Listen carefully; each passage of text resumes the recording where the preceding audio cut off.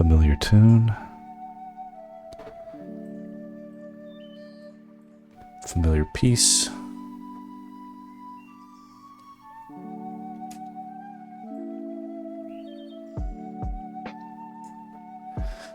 Let's finish it.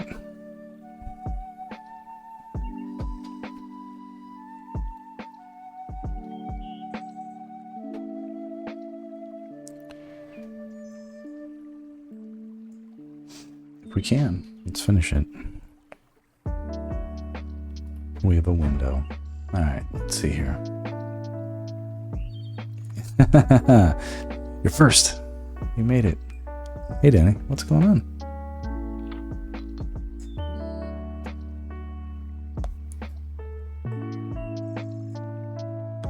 I have a to-do list on this piece.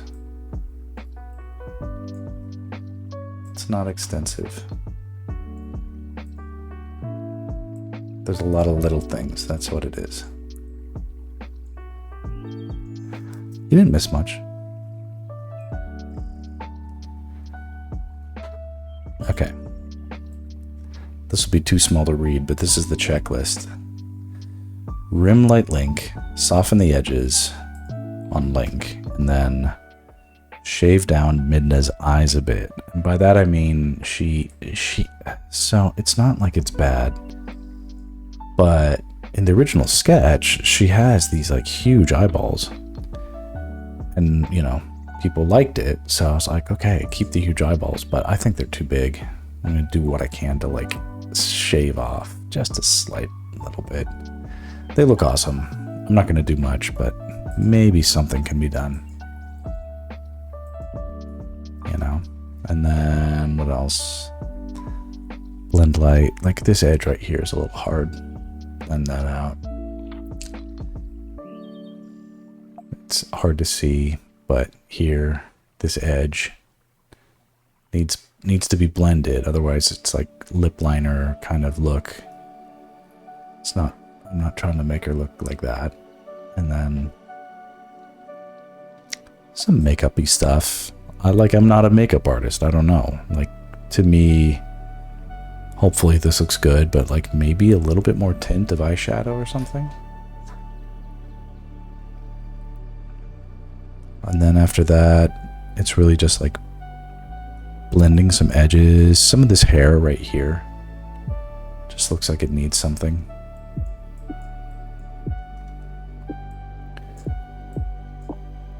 One thing you missed is I added some like stitching and some sort of sewing structure to Link's outfit. I don't think it's that bad.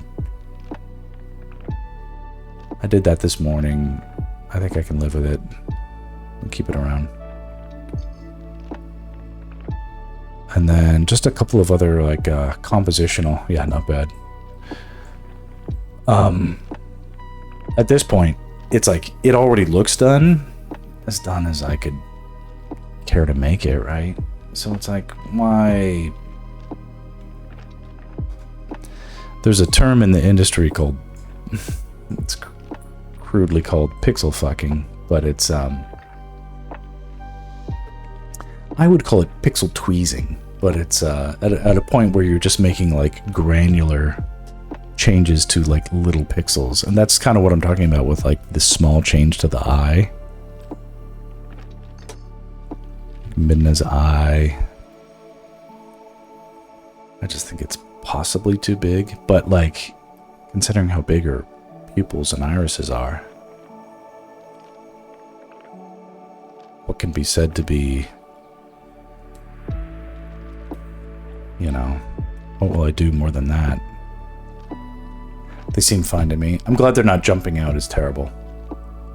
And they shouldn't. But like, the changes I just made,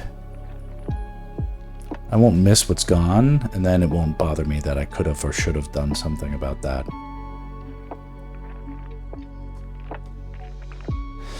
That's where we're at now. It's like a speak now or forever hold your peace. Because once we post this, theoretically I'll finish this tonight. Once it's done, we commit to it for a lifetime. Not really. It's digital. You can do any changes you want, but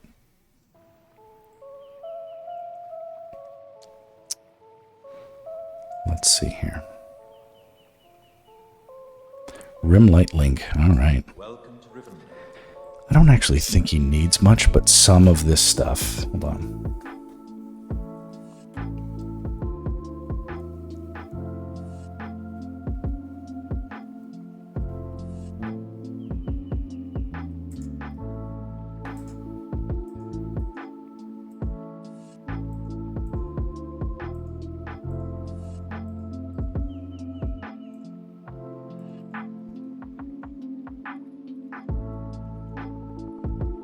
Link rim light. So one thing I've learned recently is that apparently, like, except under, like, certain lighting conditions, that curved forms have soft edges, like, optically, where we don't perceive them as hard. So, like, if you've got, like, a piece of, like, if I held up a piece of paper or something like that that has a hard edge and it doesn't curve, so that would have a hard edge.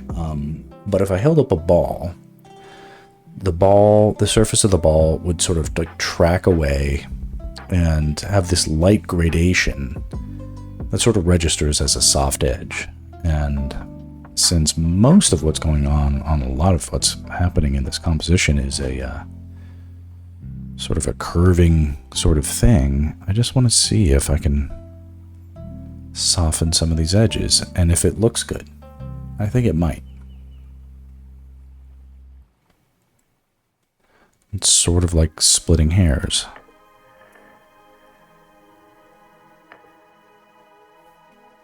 Right? But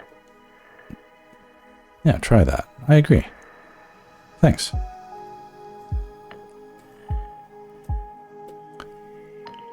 So we'll do a little trial run right here.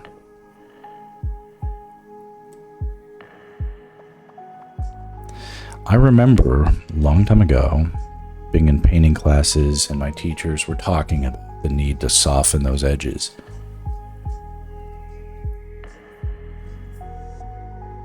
And I was the guy showing up late, ditching class, catching up on work while the teacher was doing lectures and demos, and basically not learning anything because I felt like I knew it all when I was a kid. I took all that knowledge for granted, or the sense that it wasn't as hard for me to make a image that looked good. Everybody else was struggling, but for me it was easy. Took it for granted. And the teachers rarely ever gave me any flack about it.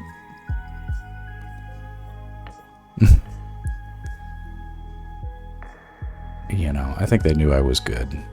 And that, whatever. That's how artists are. But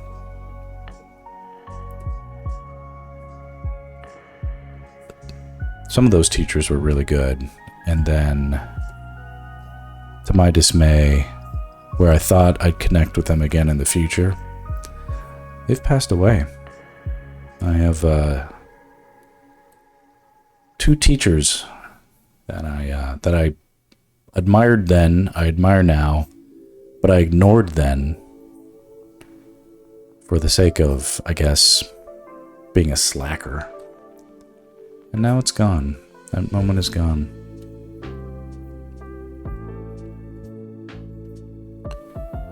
They knew. Yeah, they knew. They knew. And I'm like, well, don't waste my breath on that guy. He knows everything, or at least he thinks he does. So you can see it does have an effect, and it doesn't really blow the composition. I think it's a good idea. Yeah. I haven't been doing much of this type of stuff. This is sort of new, and I'll probably do a bad job of it. But I'm going to do something else, which I also know works, which is cutting into these edges. And this could be an interesting idea for you to think about, Danny, is see what I'm doing here? where I'm taking a little bit of that background light and just cutting in to create an overlap. That's not even something that is like a realistic effect. That's a compositional tool. So here as well, basically cutting in to create overlaps artificially to create more of a separation of Link's head from his body. Right? So let's turn it on and off. Here. So before, it's just like this big chunk. And then this feels like it's a little bit more freed up.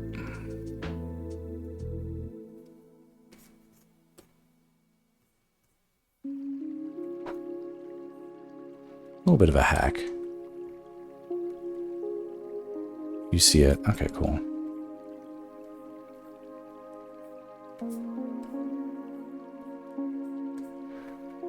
And then zooming in. And then this is what I call about like pixel tweezing. A lot of the brushes I use actually have like jagged edges, sort of on purpose.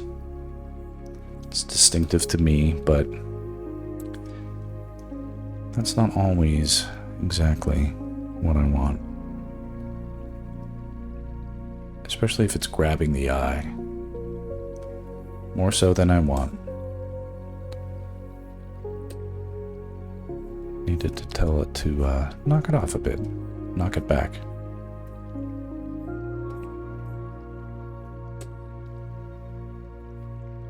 I don't want these to be...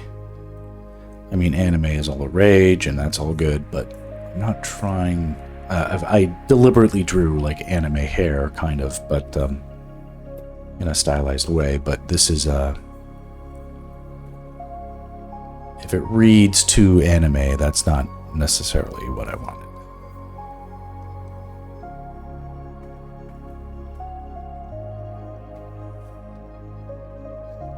Here, take some of that background there. Cut into it. This looks 100% anime. Well, hopefully it looks realistic-ish for anime. I want it to be like, okay. It's okay. Like, I'll take the anime. As long as it looks good.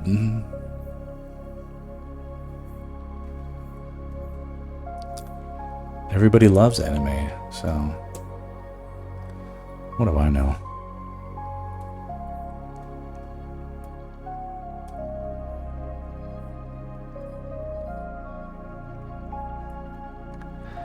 My goal here right now is to create a piece that I can look at for a long time without cringing.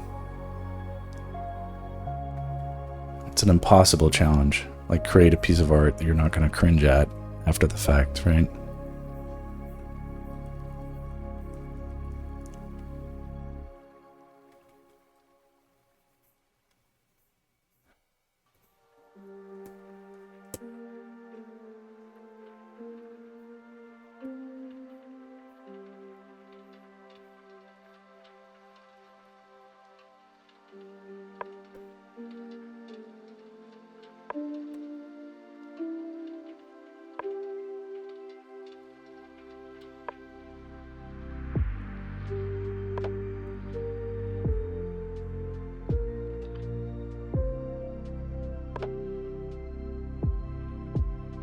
Looks realistic.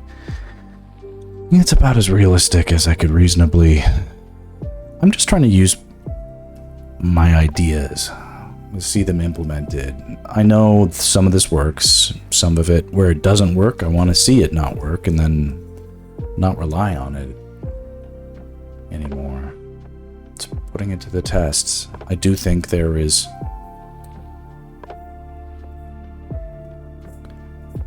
I think objectively I've learned a lot working on these color pieces.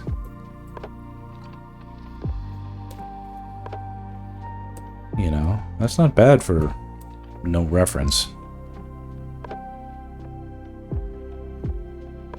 I'm not saying I didn't have to make a trillion changes to it, but you know, you have to fire all cylinders. I'm acting. You know, we need to emote. This strange line of work. I added these sort of draw strings here on Link to sort of add a little bit of momentum. Yeah, this needs a little help. Help-ish.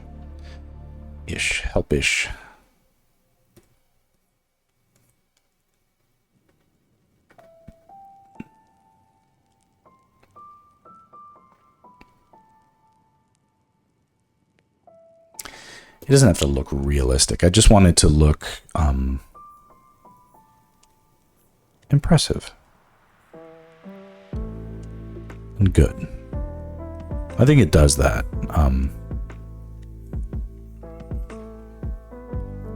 But people, you know how people are.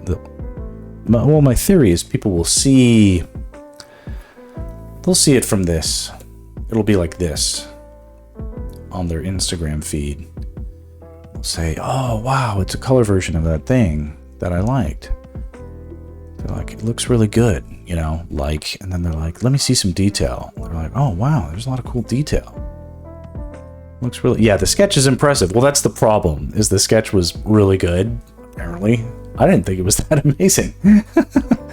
But people were like, "This, I love this." I'm like, "Oh, okay, now I have to see what I can do. Like, can I improve on this?"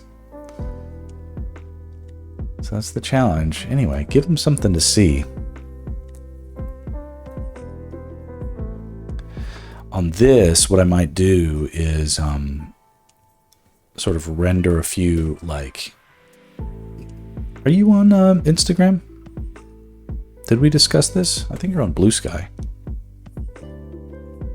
Or maybe I'm wrong.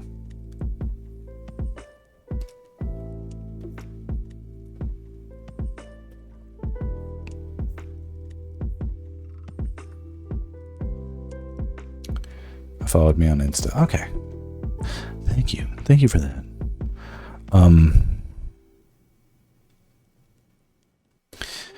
Yeah, I'm not regretting the edge softening. I think that was a good call.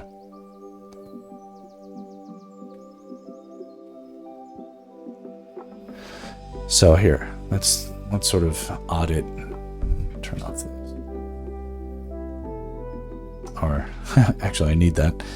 Turn it on, or sort of off and then on.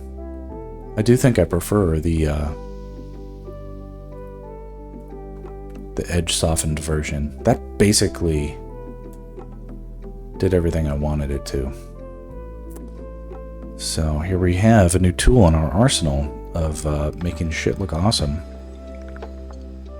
Except what is this? Do you see this? What is this? What is this black spot?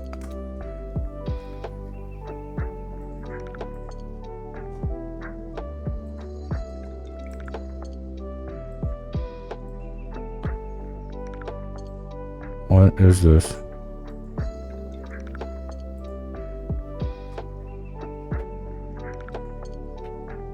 It's like a random dot. Yeah. That's what I mean. That's what I'm gonna find is all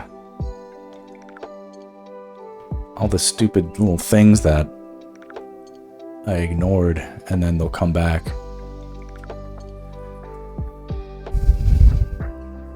I'll be like turning. It'll be like this. It'll be like, no. I'll be like sleeping. I'll be like, no, and I'll just wake up. I'll be like, a pixel was out of place.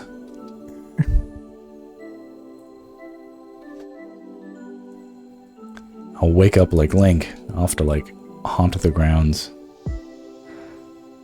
You just miss a stupid dot and you have to live with it forever.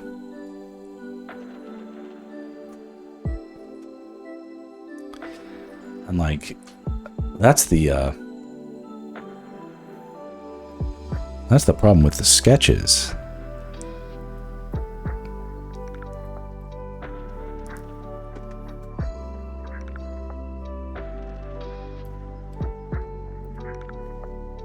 You do like a sketch, like you make a trillion dots that are out of place and people love it.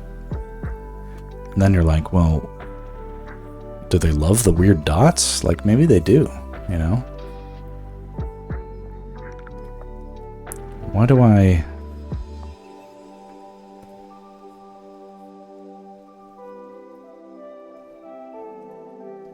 What do I gain by harming my mental state, thinking about how I can avoid tiny mistakes that people end up loving, right? And for this piece, I've been especially cognizant about the need to consult the original sketch. This has been like, I'm not going to mess around this time. I'm going to... Because one thing is true, that like, you know, this type of stuff, this rendering, it takes a long time to do. If there's a quicker way to do it and have people love the shit out of it, well, you know, if it was good enough for Rembrandt, then maybe I could do it.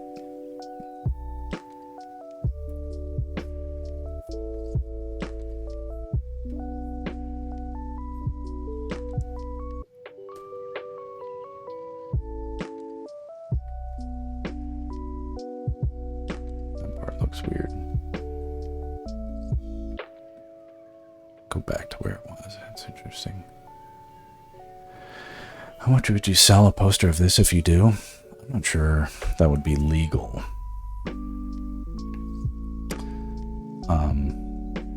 Not a lawyer, but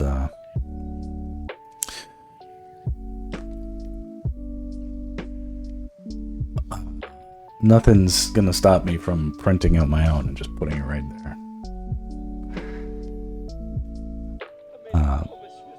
Fan art is a tricky kind of thing, yeah. No, but I think I can just, if I really do love a piece and want to showcase it,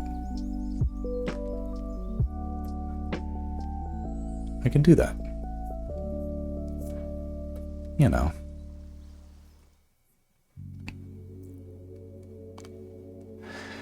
And, you know, in this regard, I'm a little bit hampered by my the reality of the fact that I'm a professional. I'm not a amateur person who can say like, "Oh, I didn't know. I'm new to art." It's like I've signed 1,000 NDAs. I've worked on all sorts of big secret projects. I know how this stuff is, and you can't really just probably safer to do a poster of your cartoon. Of course I should draw your cartoon instead. That would be the solution to everything. I think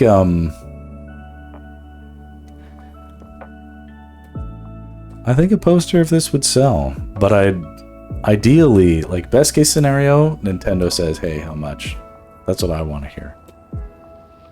That's the customer I'm interested in, is the Nintendo saying, "Hey, what are you doing? What are you doing tomorrow?"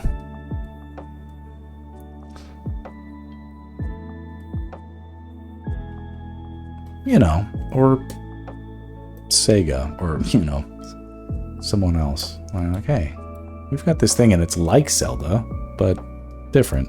Why don't you come take a look?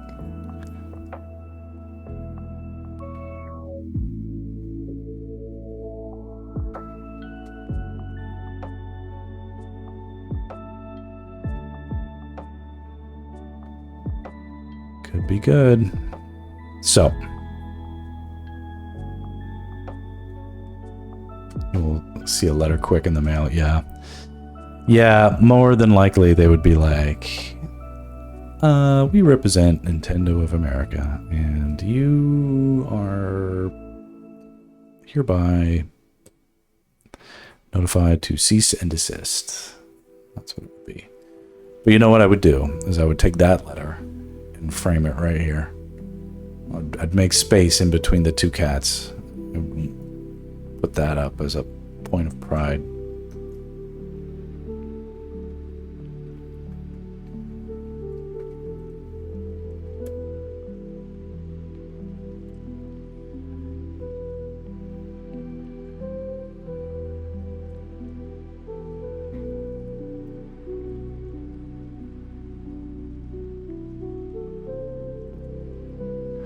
Yeah, exactly. No, that would be not an endorsement of Trump, but like Trump ended up printing out his mugshot and hangs it in the Oval Office, which is a travesty in my opinion, but try not to get political about shit, but not impressed by what he did, but you know, all things considered, I might have done the same thing in terms of like owning the notoriousness. Oh, this is funny.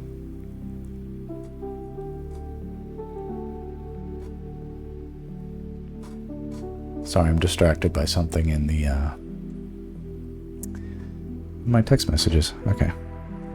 Hey, Sextra. Welcome, welcome. This will be the last.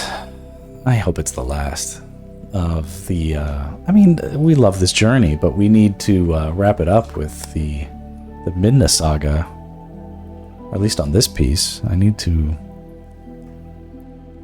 it's not intended to be a life sentence. This is unintentionally one of the longer ones I worked on. All right, rim light link, soften edges, that's done now. Here, Sextra, you can see. I'm not sure if you've been watching long, but I've softened out. What's your next project after you finish this one? The Zelda stuff will be ongoing, actually. Thank you, man. It will be ongoing until I either until I get that Nintendo letter, you know, which I'm not gonna try to speed run that aspect. I am doing that D&D portrait, which I'm happy to say that is a here, we can divert for a second to pull up a little bit of that. Hang on.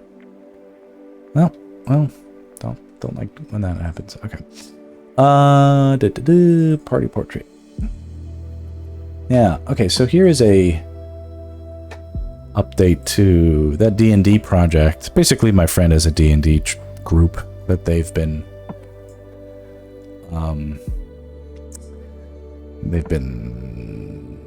God, for a better part of like 10 years or something like that, been doing a D&D campaign, and they're finishing it up, and they're gonna slay this dragon, or so they say, or once I get a call for the Zelda movie.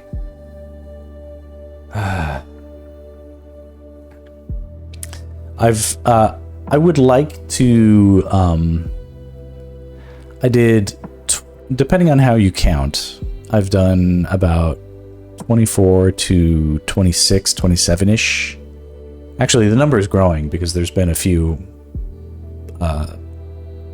inserts, like the Pura, that was never part of the original 24, and the Riju. But outside of the Zelda stuff, I'm hoping to pick up sort of like adjacent-ish, commission-ish stuff. Once I get the Moblin stuff done, the Moblin Madness, I'll officially have a dozen that I could technically put in an email and send it out. And I'm keen to do that, but also a little trepidatious, you know. Anyway, this will be something. This won't pay me money, but this will pay me wine, which for me is not a bad trade.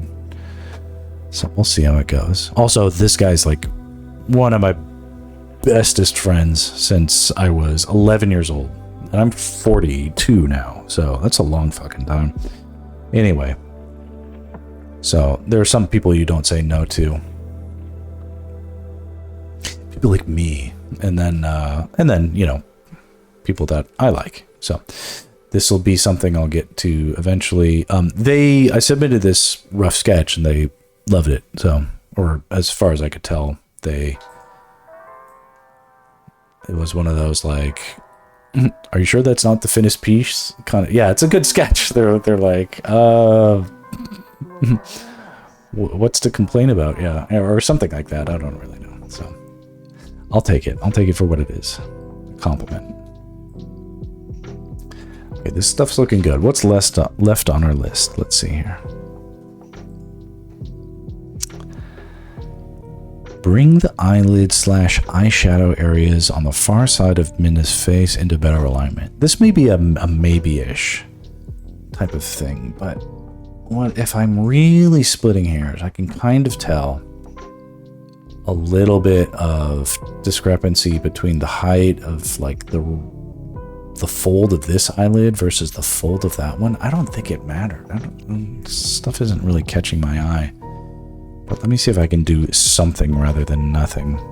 And then that won't be on my list of things I could have done and then didn't do.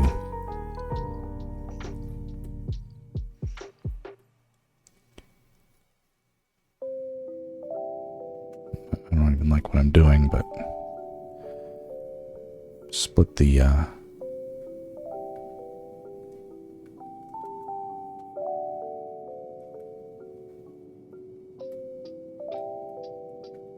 there's nothing appreciable to this difference. We can let a small amount of things go wrong. Okay.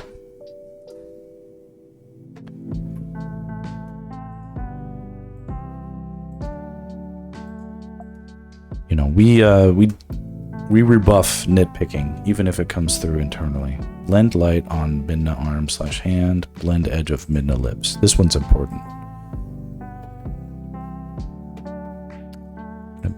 Ban this mofo.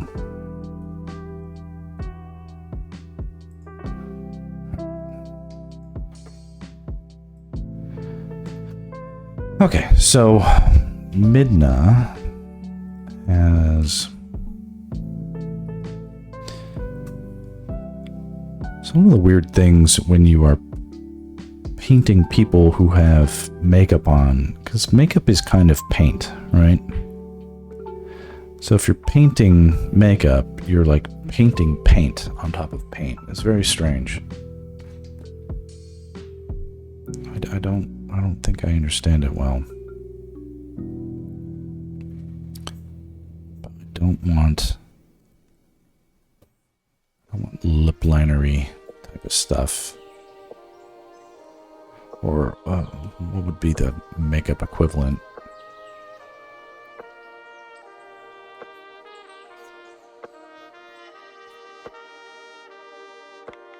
Not a character designer, so.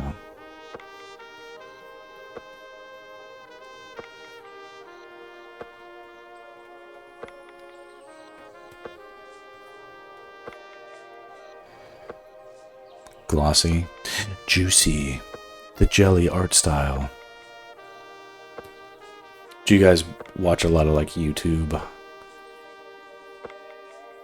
15 trends in 2024 art styles that need to die and stuff like that. I actually find all that stuff entertaining. Max pulled out the gat on that guy. On what guy? What are you talking about? Oh, the, yeah, you know me. Actually, if they would, you know, it'd be interesting if I actually had like a real bot trying to conversate. I had a bot in the chat once, and it was like, Zelda, the most perplexing game of 1993. Did you know that blah, blah, blah? And I was like, oh, this is a fucking bot. And then, I banned it. But then I was like, afterwards, I was like, I should have asked it a bunch of questions. Like, suss it out. I was like, I wanted to be like, take me to your leader, But, so I could assassinate him. But the, I thought about that after the fact.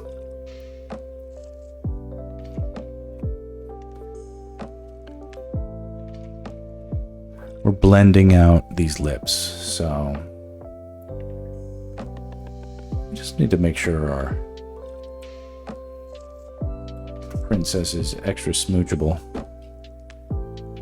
No, you don't need to pay attention to drama, YouTube-y. They're like,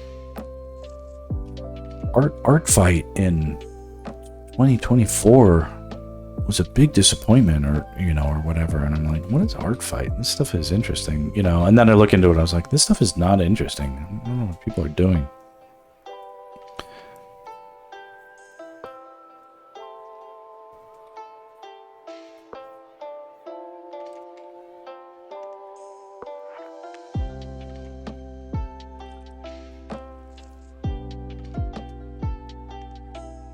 I'll be like, can you please not ship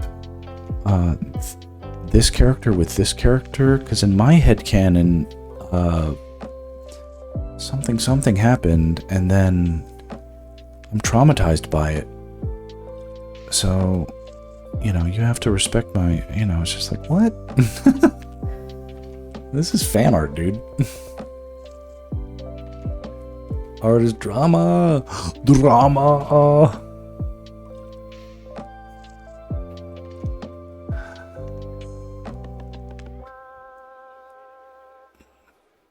These lips are super juicy, but I won't apologize.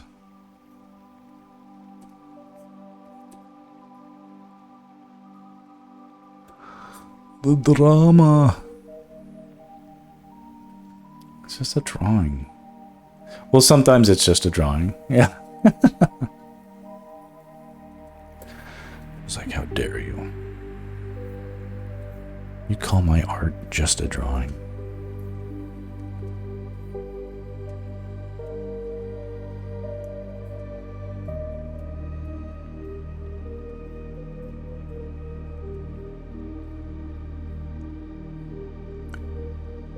It's a little bit of something that feels like it is love.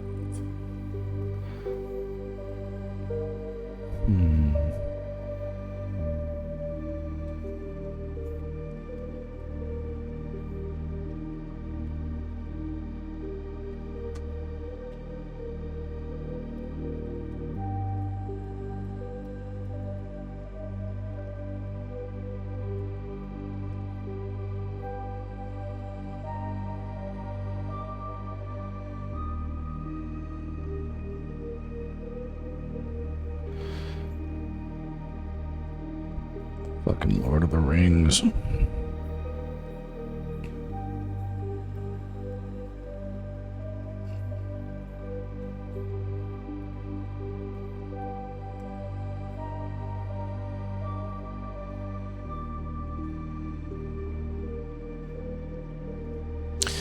This is very appropriate.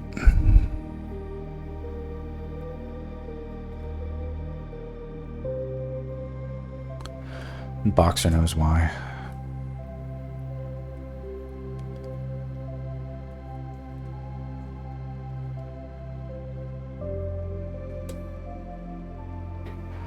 Alright, let's see here.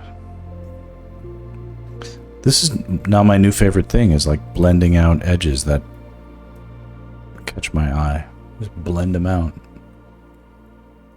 No one will notice shit. Oh, does that look cartoony? Here, I'll just blend out the edge and then, boom, perfection. Whom do you serve?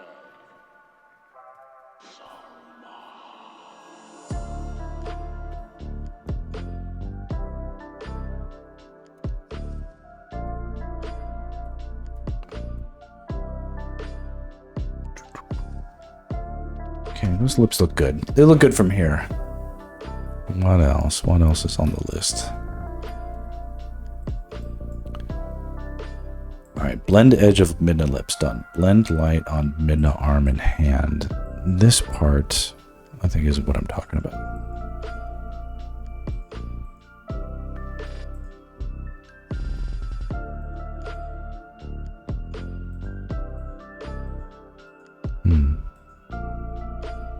Oh, that part definitely needs something.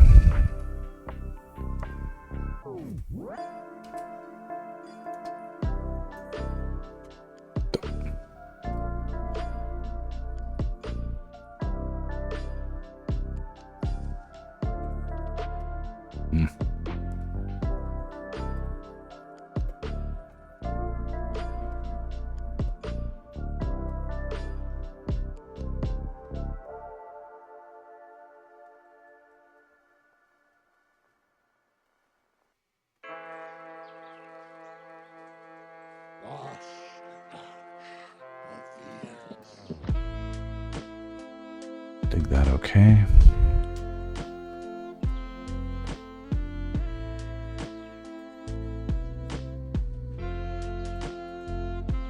I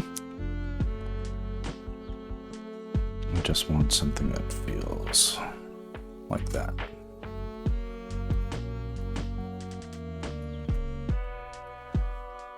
And I hesitate to. This is not always death, but if people see something that is bad, you can let me know, and I won't ban you right away. No, I called my wife in to look at the piece the other day, and she said it looked really good, except this part almost looked like an ear. Now, she doesn't know anything about Zelda or anything that I'm doing here, so I took it with a grain of salt. But if something looks bad, I want to know. So there, I said it. But that said,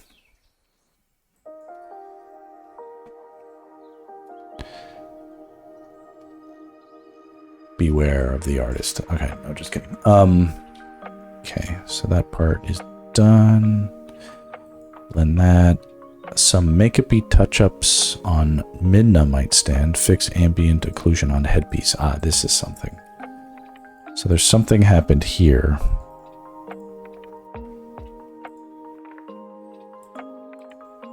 Yeah. There's just an interesting... I switched a blend mode of something that was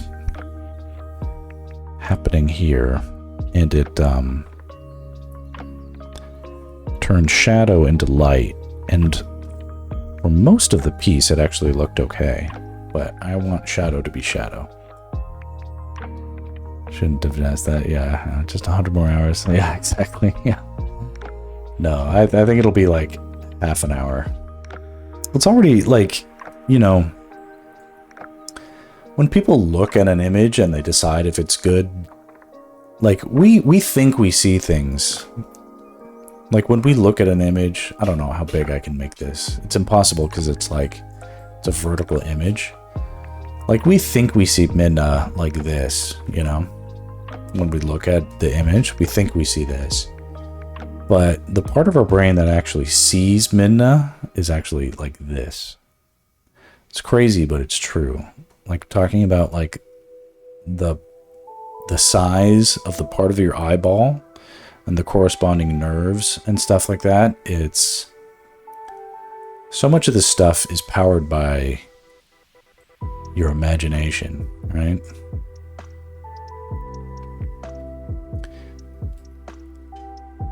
Sure, there's stuff to see, but you would never even look close if it didn't look good from back here.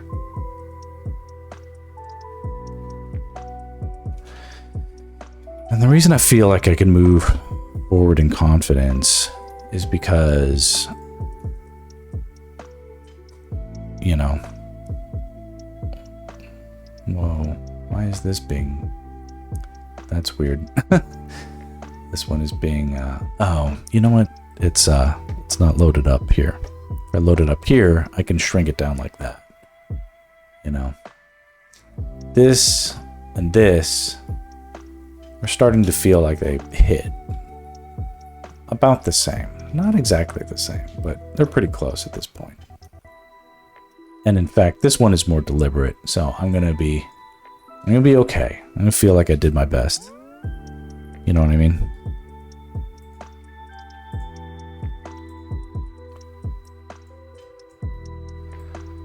Okay, and now we're just left with like the small stuff, you know? People will be happy with it. I hope so. I think they will. Yeah.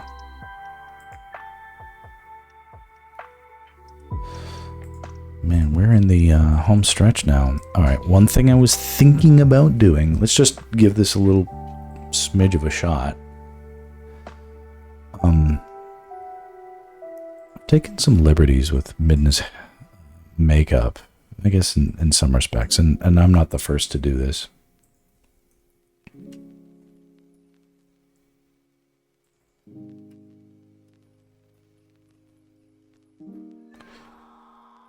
Dude, there's so much like look at all that. It's so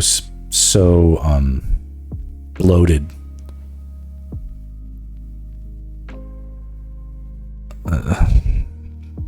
And I was like, before I started the stream, I was like, I really gotta like take 15 minutes and just like name all the layers so that like I don't get so disorganized before the stream starts. And then I just didn't do it, and now uh-oh, Squirrel Reaper with the honesty. Let's see here.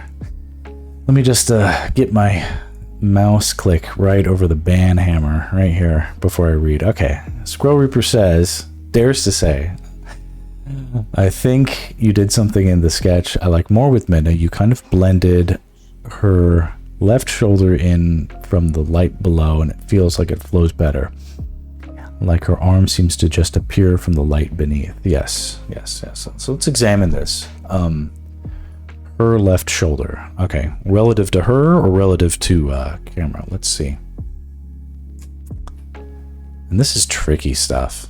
Yeah, look at this. Okay. No. You could be right. Yeah. So there is a, Squirrel Reaper, you're wrong to question me, but you're right to point out something that is obvious, which is the,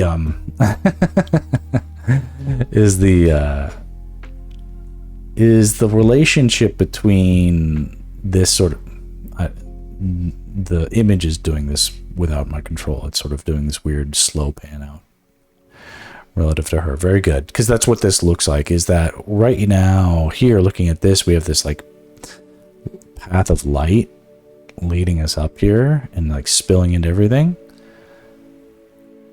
At least this is how I'm interpreting it. It's like there's like this guiding path for the eye, making that connection very distinct. And then here it's not as clear, right? In fact, non-existent. Let's see what we can do. No, I think this is a worthy call out. And you can see it actually very clearly here in these two thumbnails compared.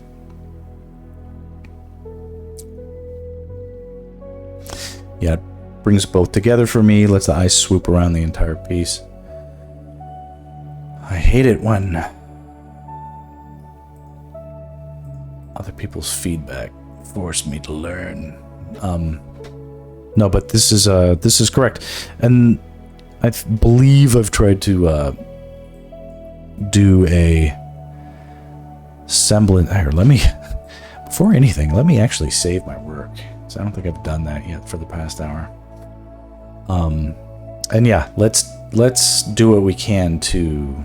I think there was a push and pull with my intention of like how much of Midna should be material and how much should be ethereal. What part of her is dream? What part of her is real? What part, you know? And I don't know if I was not justified in sort of having a sense of that. Yet, I appreciate, because you know what ends up being the truth is that I'm the fucking artist of both pieces, and if one is better than the other, then I still win, right? Let's see here. But I think the most important and extremely important. Oh, you know what we have is we actually have the original sketch right here, so we can just do this. Should have done this the entire time. And click on and off. Don't get me started with other things, because it's like there's a lot about this pose of Link that I liked, but I didn't. I've sort of like, this was a sort of quick archetype of Link that is that's not the Link I don't know, I have a sort of heartthrob Link going on here, and that's on purpose. This is like the Andrew Garfield Link, and this is the Hayden Christensen Link. Is that right? Hayden Christian, something like that. You know, they all have their place. Anyway, we can have something that honors this a little bit better. It may just be about erasing out into the form some of the stuff that was dark can disappear. No parent should have to bury their child. Show the light underneath.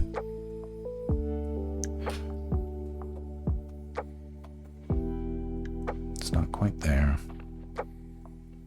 but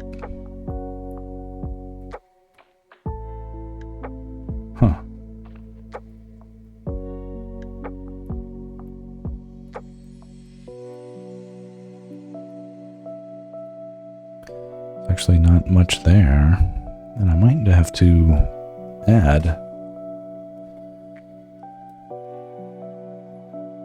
Oh, you're not late. That's fine. I'm gonna go for a little bit, actually. All right, here we go. Ready?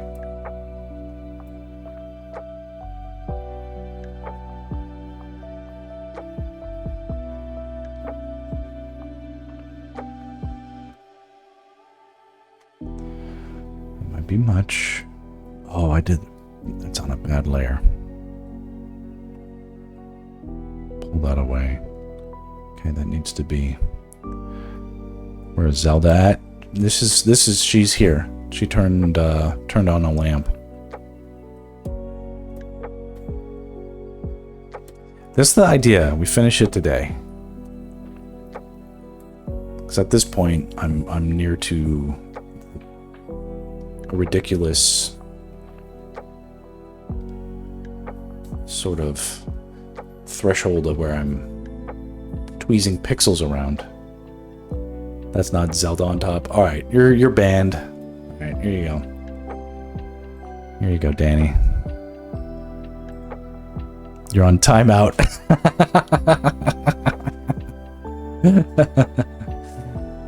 That's a joke.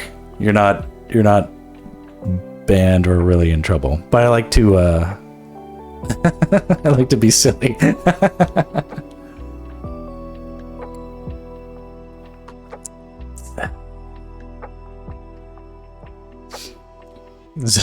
Zelda. Which one's pink? All right, there you go. All right. We need to fix, because this light is now. Oh, Danny.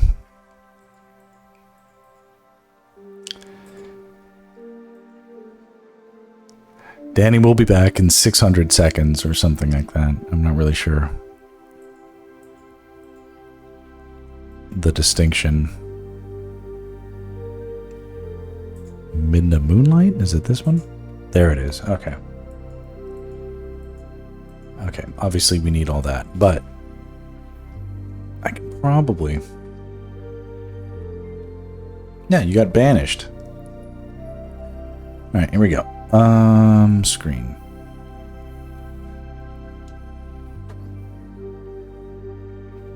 That might be too bright. Let's pare that down.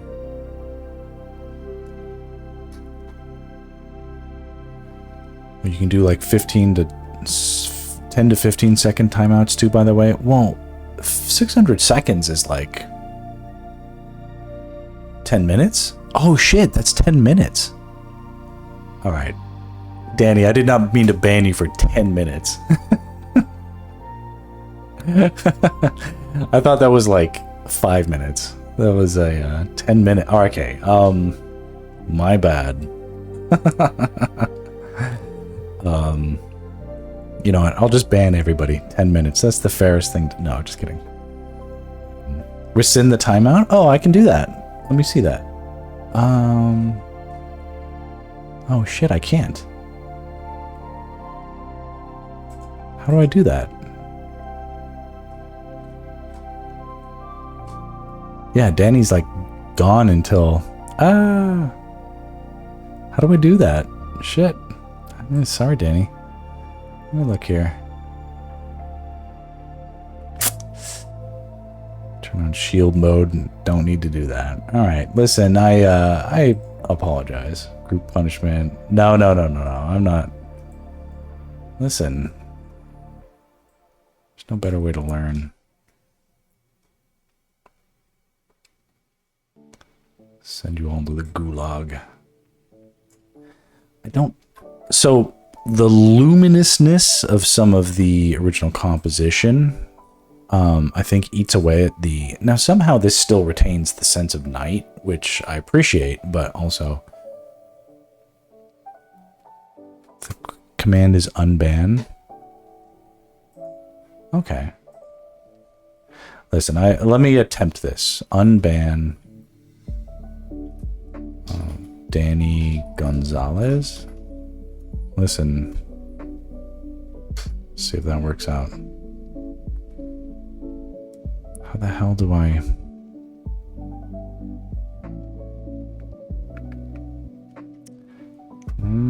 Does anybody remember how to spell their name? Anyway, alright, listen. Come back. I didn't mean to ban you. I didn't mean to ban you that bad. That was a joke. You know, the best part is I don't remember why I did the ban in the first place. Oh, lots of Z's. All right, here we go. All right. Thank you, goddamn it, brain. All right. Unban.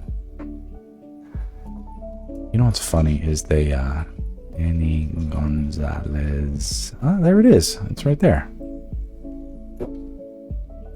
Okay, Danny, if you're there, come on back.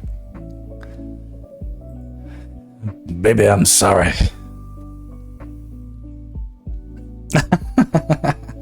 All right, your ban is back. Prepare to be banned. No, I'm just kidding. How do you do the ban everyone? Yeah, it was pretty hilarious. How do I time out the shit? I want to experiment with smaller bands. You're banned for 1 second for looking at me wrong. No, but there's a lot of brightness despite the darkness in this piece. You forgot why I was banned? Yes, I did, because it just made sense at the time. I'm a fair but forgetful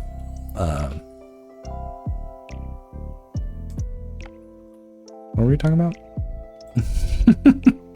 All right, here we go. Okay. Yes, turn this off. We can see the difference in luminosity. Oh, yeah. They were like, where's Zelda? I was like, Zelda's in the room. Oh, it's not the girl at top. Yeah, you're banned now. There you go. Now remember, you're justified now. So in mod view, when you click on chatter, you get to timeout 10 to 15 seconds. Timeout user. Oh. Okay.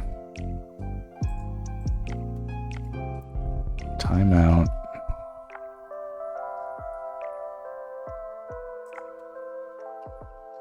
Try that. 15 seconds. Danny, you're not the whipping boy, but it's just even more funny this way. So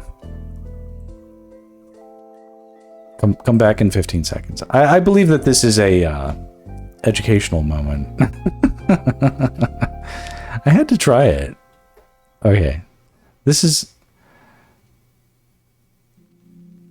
But yeah, no, I need to be... You know what? Everybody write a dissertation on why you need to be included in my chat. Those 15 seconds? It was pretty quick. Okay, yeah. It's funny. No, that'll be my my thing is you know, really, really, really, really small like timeouts. So as a parent, you know, for me, it's like timeouts are like a psychological weapon that I wield, but I only give them for like, all I do is put my children in their bedroom, and I'm like, you're in timeout, and then I don't tell them necessarily like when the timeout is done. They eventually they've figured out basically that they can just open the door and leave and nothing will happen. Well, basically my child will throw a tantrum. I'll be like, all right, here we go. We're going to have a little tantrum in your bedroom. You know, I'll put them up there, and then they'll just kick and scream. They'll be like, ah. But like, they can just come down anytime. I'm not going to do anything, you know. It's like happily, I haven't had to do that in months, but my son is a willful child. There have had to be I don't think I've ever put my daughter in a timeout. She's just not that type. My son is more willful. He really likes to be combative about stuff. He'll kick and punch me. So just how it is. Parents learn the lack of power. Children learn the lack of power a parent wields in their teenage years. Yeah, so, yeah, well, believe me, I was that. Zeldo. Right, Sextras band. No, I was the problematic, you know, I don't know.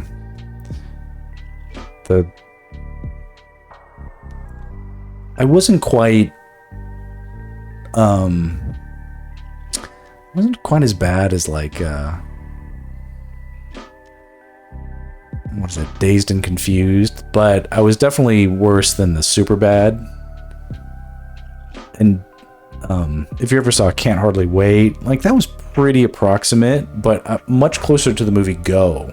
And the movie Go that came out in the year 2000, I believe, was a great representation of that era,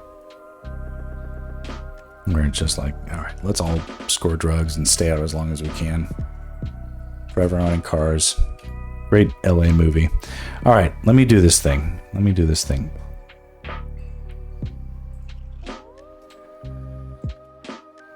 Zeldo. Or Zeldo.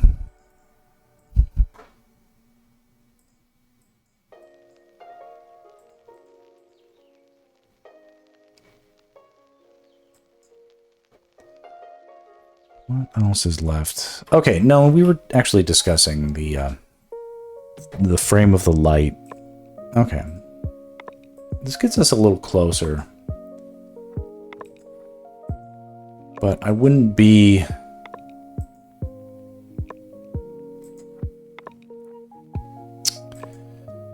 Yeah, I think I can do a little better.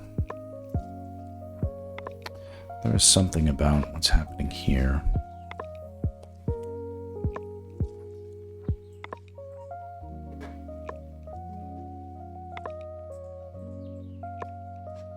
And I guess that's it's a nice little lesson.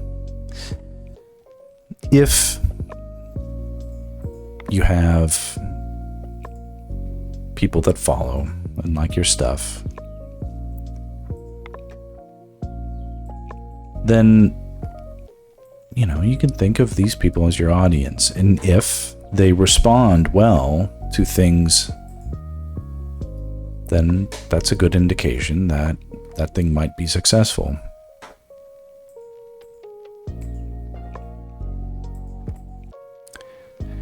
And if a rough sketch is successful, take that as a hint as to what would make a final successful. That's That's the purpose and entire reasoning behind the thumbnail. It's a simulation. It's a idea of what could work before you go through the trouble of executing something more final.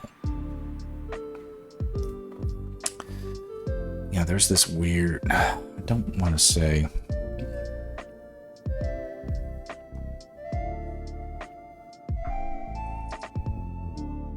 I See Fire is so good. Is that what we're looking at? Which one? I See Fire. I'll go back to that. Oh, this is a good one, yeah.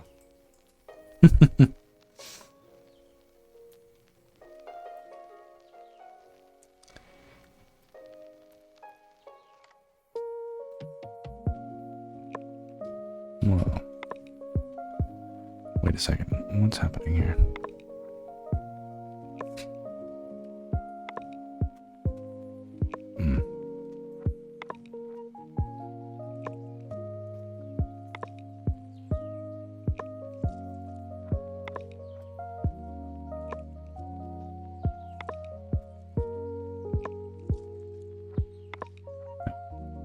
I'm playing it, I'm playing it.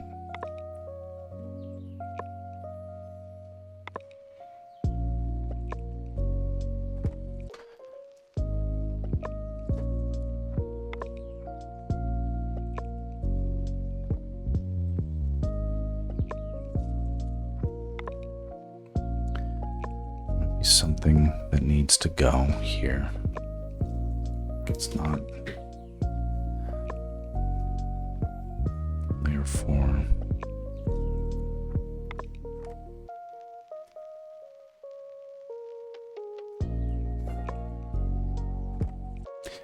I think if anything, this is a greater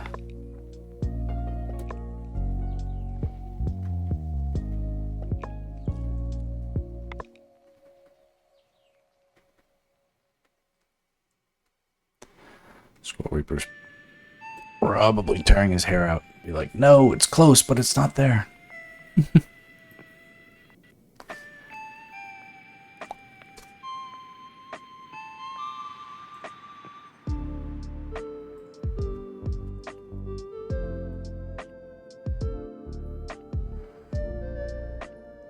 I want it to be done.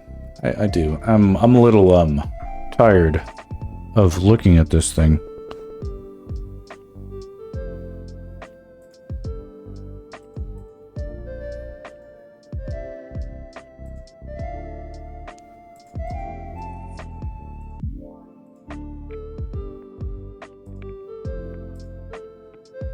Yeah, I might just turn that off.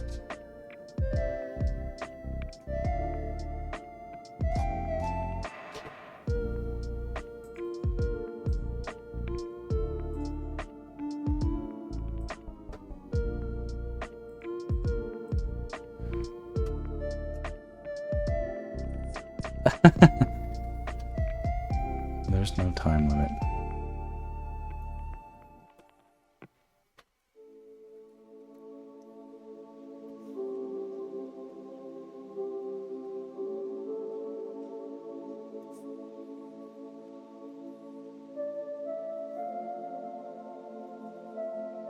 But that's the problem. Your mistakes will live on in eternity. It's very dramatic, but I think if I do that, that will sort of approximate. Do you guys see what I did? Was I created like a little bit of a light wedge that sort of drive, because what we really need is the impulse getting us up there. I think that does it.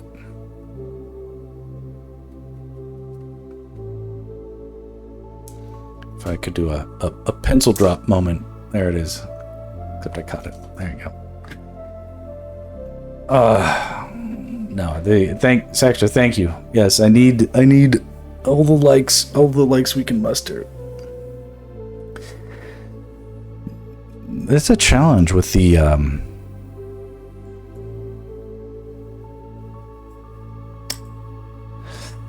Yeah, if anything, I think I'm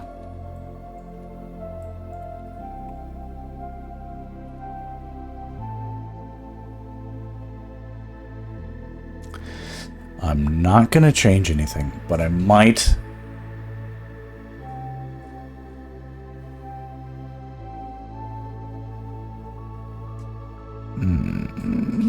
Did I happen to keep his pupils on a separate layer?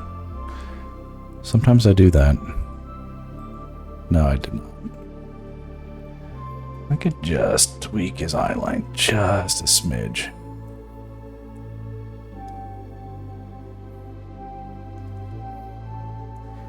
Let's see what I can get away with. Just crank it up slightly.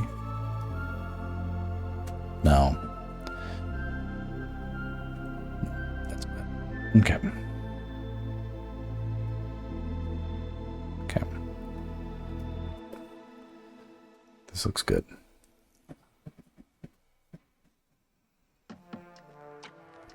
All right. Did we make progress? Oh, add some makeup-y touch-ups to Midnight Might Stand. Okay. All right, Squirrel Reaper. We must heap praise on the. I do like the. Whether or not the note was adjusted sufficiently to his eyes. I think the in my mind I've left it addressed, so we will move on to the next section.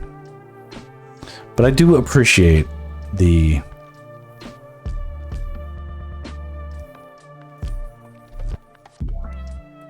sorry. All right. This is this won't look like this. This will be a layer that I will blend out.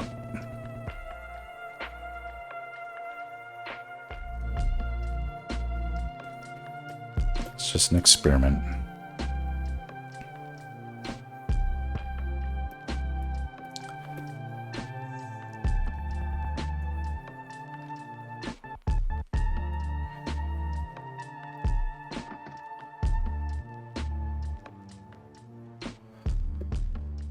That looks weird, and then we just track it back several degrees. So I'm aware that she has something like that. And even if it was... Alright, this is 0. This looks good. I think this looks good. I don't think there's like... As long as it's consistent throughout that section, it can look good.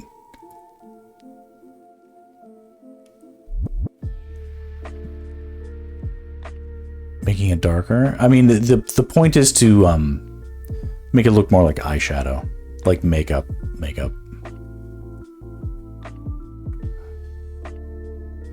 Right now, that's at 4. So if this is 100% and this is terrible, and then this is 50%, and then this is 25%, and then this is 0%, which we had before.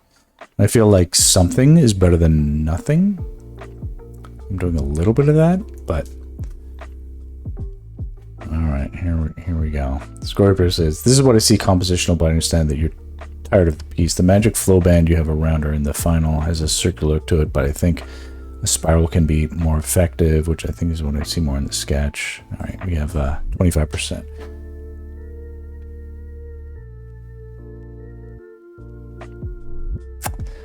I mean, I see what you're indicating. I feel like this is working-ish, although, yeah, I do. Okay.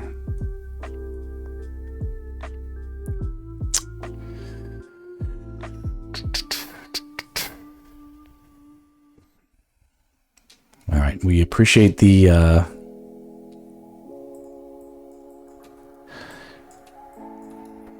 my weakness is negative feedback. It is it's true.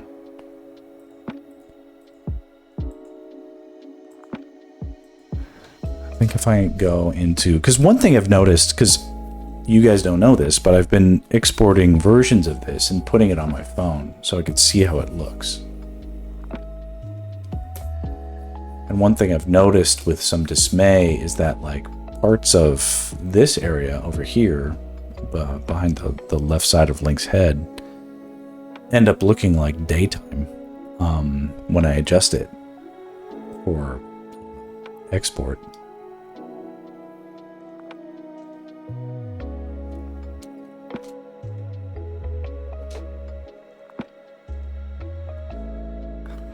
Danny's got a call, work early. All right, good night. You know what, Danny? You know what? You're banned. Oh shit! No, I didn't mean to ban you. Unban. Unban at. Oh, sorry. Oops. Hey, Navina. We appreciate the feedback. All right. What I might try to do though is what is going on here? So many damn layers.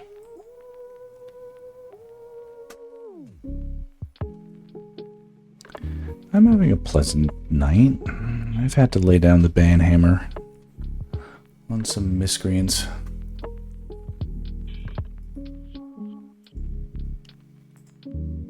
Yeah.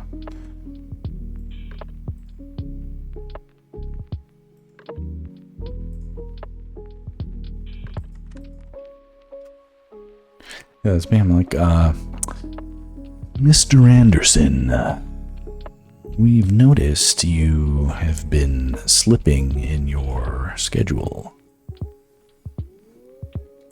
We don't like irregularities. Let's see here.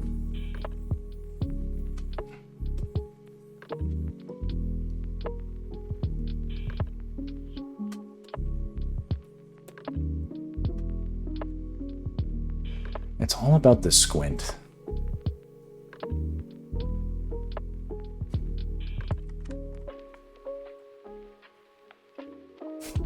I know Kung Fu. Oh. I didn't... Did I... Danny, I unbanned them. They're done. They're unbanned. Removed ban. Alright. They must have... Anyway. Kung Fu, yeah. Ah.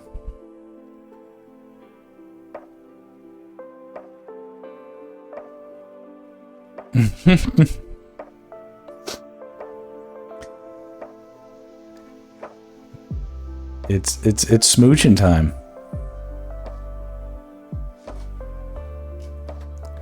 All right, there are... Squirrel Reaper is not wrong in that there are too many...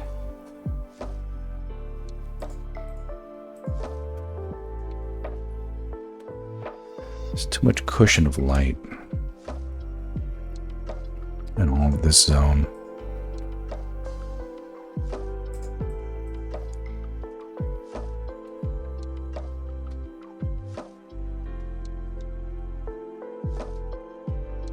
It kind of does it a little bit better.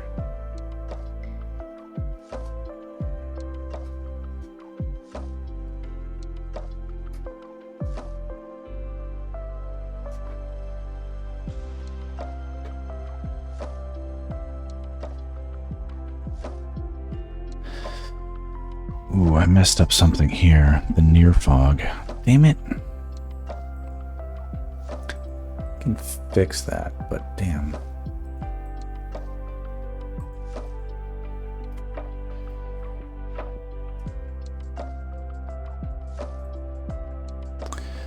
Do a quick save.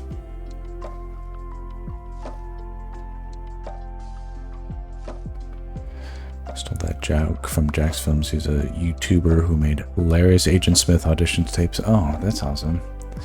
For me, you have to understand, Matrix came out when I was like 16. That was a foundational film for me. All right, we are going back into the export.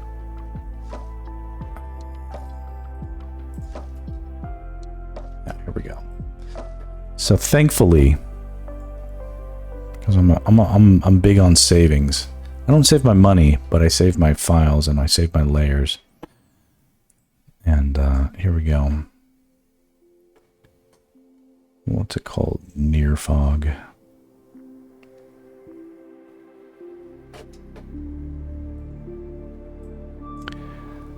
All right, near fog. Pull that over here, and then we get rid of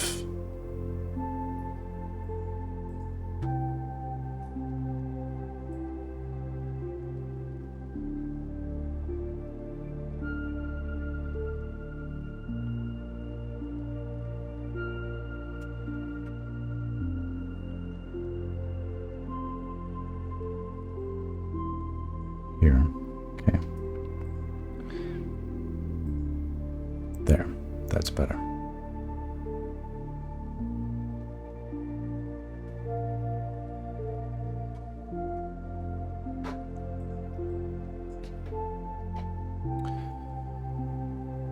You were 12 when you saw it? Ah, gosh. The world.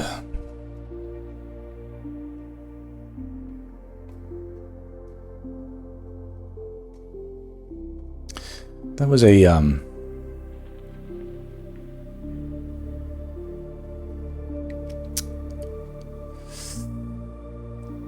there was a weird period in between.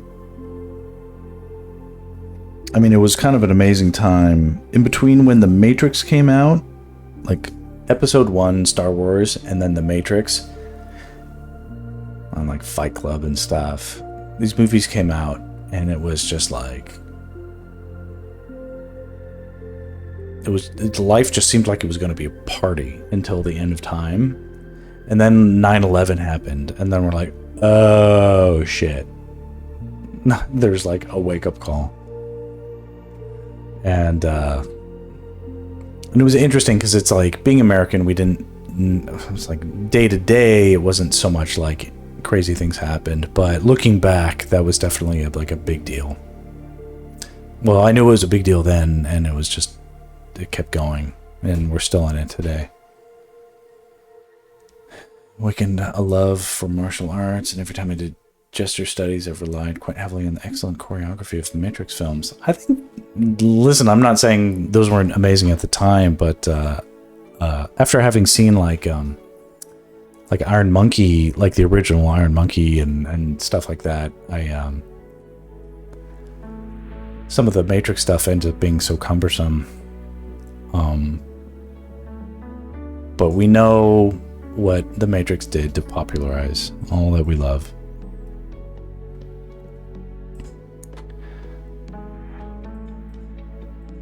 I absolutely love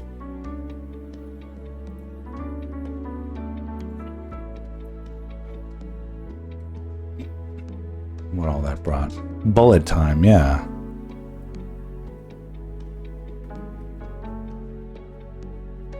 I remember my mother complaining that that was gimmicky. I was like, how is bullet time gimmicky? And now, later on, I understand what she meant.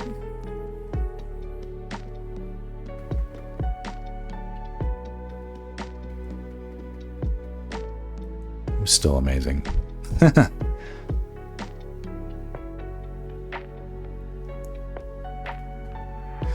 Well, the reason we care about The Matrix is because the story was cool.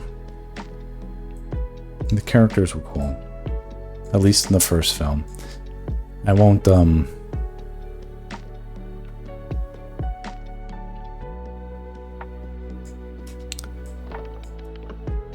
disparage the legacy of it.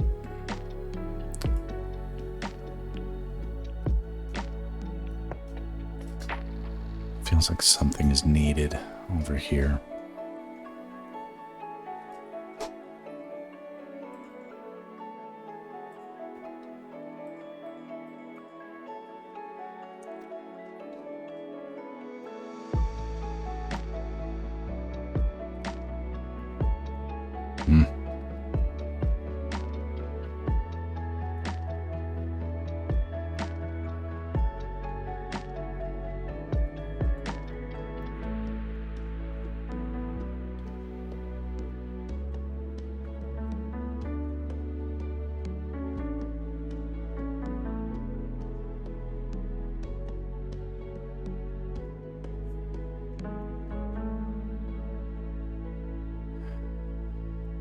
The Matrix was a prophet about the 90s being the peak of human civilization. You know, I don't disagree with you, actually, at all. I don't think it was like I don't know if that was the intent of the thing, but as a kid of the time, I can't disagree.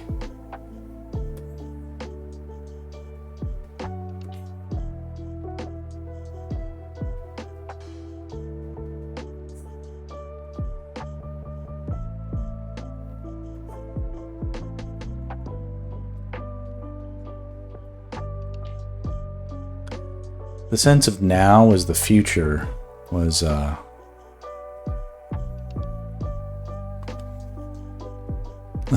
futuristic nowness.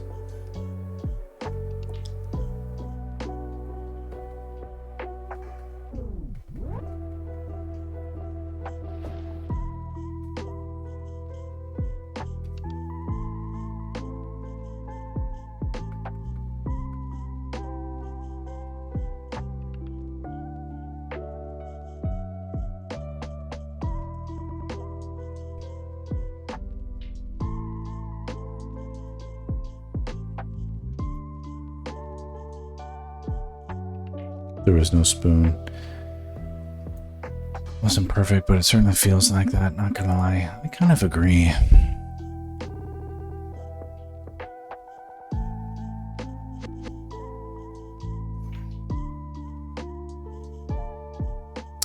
Life got real shortly after the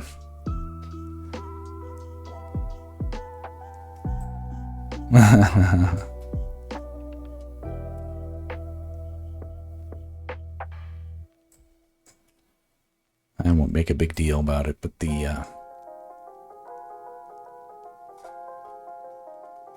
I think what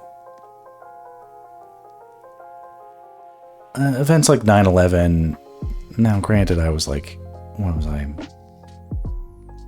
Probably 19 or 20 when 9/11 happened, and that was not me as a child, but that did, in some ways, clearly delineate for me the separation between childhood and adulthood, where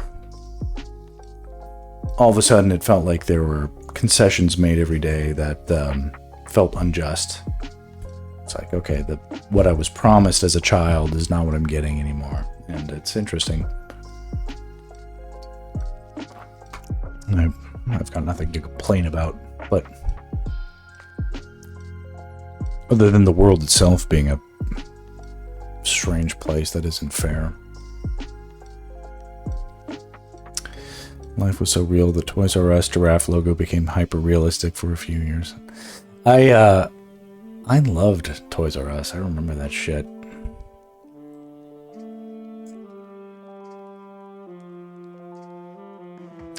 Alright, let me look here. Alright. We're almost done. We're almost done. Okay, we did the makeup touchies. Okay, we did that. 25%. Scroll Reaper, you're not banned. You can make more comments. You can tell me I'm wrong. I just might not listen to them. This is at 30%.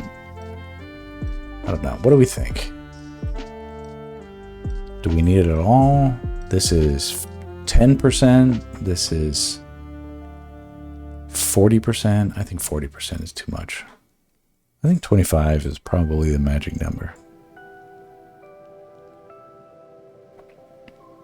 Something that registers it. Like, you can tell it's different, but it's subtle-ish. So, let's keep that, right? Yes, Mr. Frodo. Yeah, that's all there. Blend all edges on turning forms, castle turrets, cut into the space where Link's neck and shoulders meet to find the separation. I've done that. Cuts everywhere. Painter final midna hair. I kind of did that. Paint overs on everything. Vignette and finish with a signature. Okay, that's the to-do list. Sorry. I'm also aware that there's a that said I'm throwing another curveball. I put it in the final grade scale side by the eye blur test feels very hard to separate objects. Uh-oh.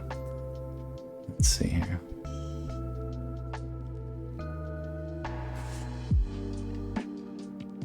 Oh, did you do it in grayscale? Is that what you did? Scroll Reaper, answer me. Because this is the unoptimized. Here, you need to use this version. Yeah, okay. Hold on.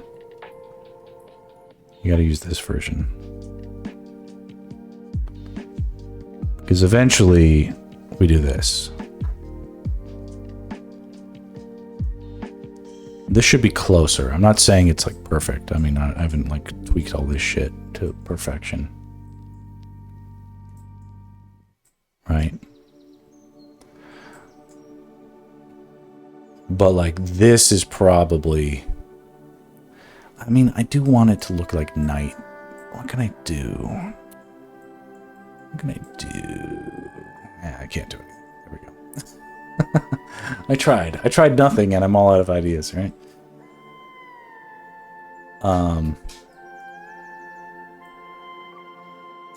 Here. Try this. Because it should compare a little closer. I'm not saying it's 1-to-1. Listen, there's something about a sketch.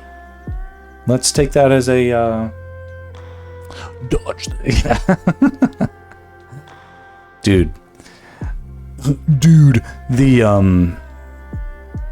this is why I don't watch movies anymore. Because where's the one-liners? I need the one-liners. You know? I'm human.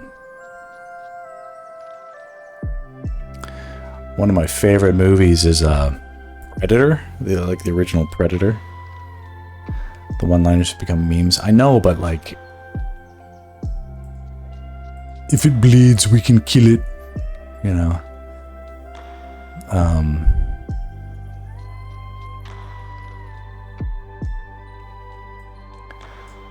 This fucking movie, Predator.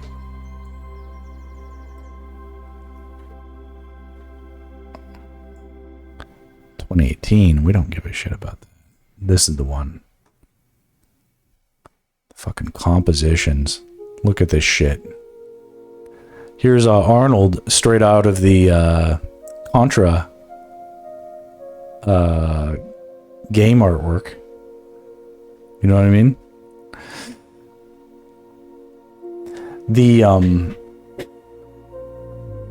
I'll do a stream one day where I just do studies of like this kind of film, but the movie Magic, you know, this is in the jungle. They filmed this in the fucking jungle for most of the film, and the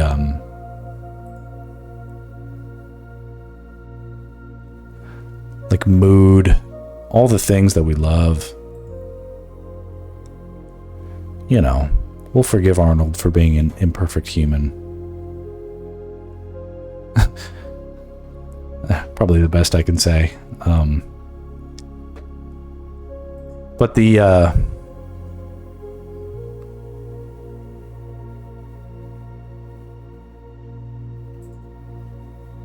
man, the fucking storytelling.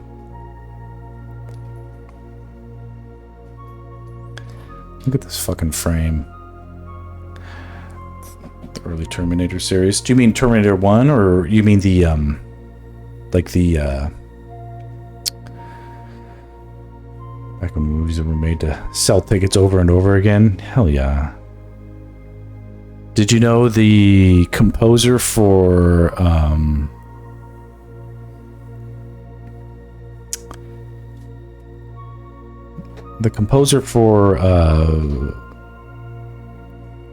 Terminator is the composer for Roger Rabbit? Oh shit, I can't get this thing. But look at the implications here. The distrust, you know? This is a composite, like, and we just take this all for granted. Like, it was like, oh, it was just natural. But it's like, no, people knew what they were doing back then. Shit, sorry, I keep jerking off all over the place. Here, go a little further down. Look at the gun pointed towards Arnold, you know?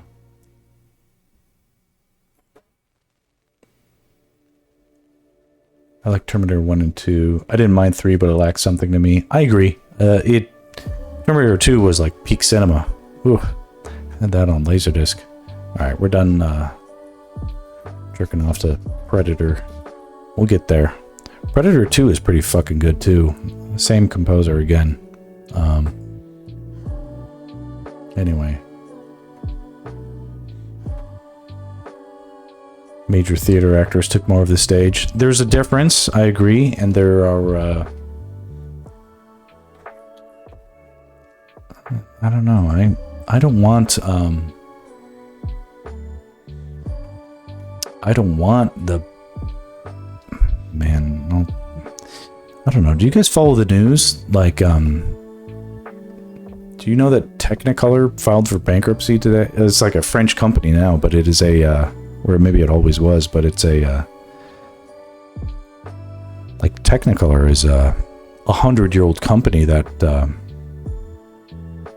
Technicolor not only had its hand on almost every single film that was ever made, but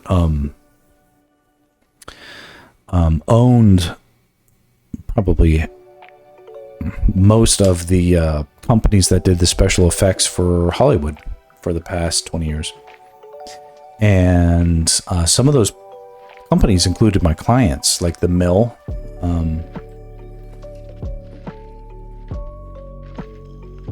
Yeah. This is all. This is a shame.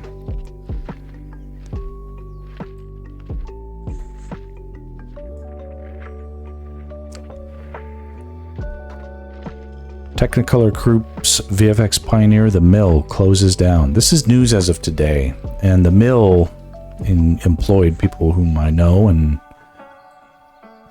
count as among my friends, and they did a lot of the commercial stuff with the VFX, but a lot of movie stuff too. And in like 2012, 2011, they were my best clients. This is crazy stuff. If you are a fan of the original Gladiator that came out in the year 2000, yeah, 2000, Russell Crowe and all that, the Mill won the Academy Award for the special effects for that movie. Not, I didn't work on it, but I was but a lad. But now that's it's not one down. It's like several. The Mill, MPC, they had overseas operations in India, UK. We're talking about the global disintegration of Hollywood visual effects, and whether or not that is something that, like, you know, be like Hollywood sucks or whatever, you know, all that's valid. And I work in commercials.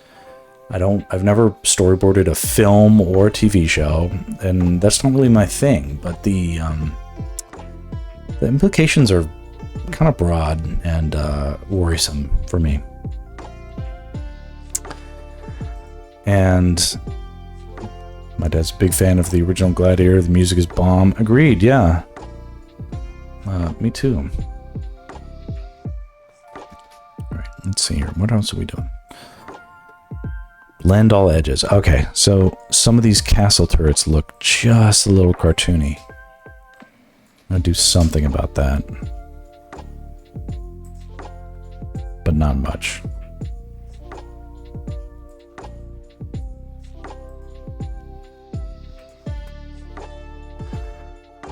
But yeah, it's getting to be, I don't know.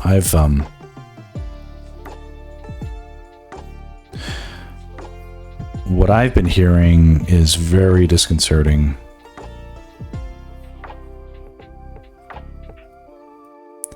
Because everybody was just sort of like waiting for things to just bounce. As far as like people who do what I do, like storyboarding and entertainment and television, stuff like that, were sort of like, okay, all we have to do is hold our breaths until it stops getting worse. And then we're like, have we met the bottom? Have we met the bottom? Have we met the bottom? And then something like this happens and we're just like, holy fucking shit. Okay. Scroll Reaper will not die. Here we go. All right. No, and I appreciate this. This is good.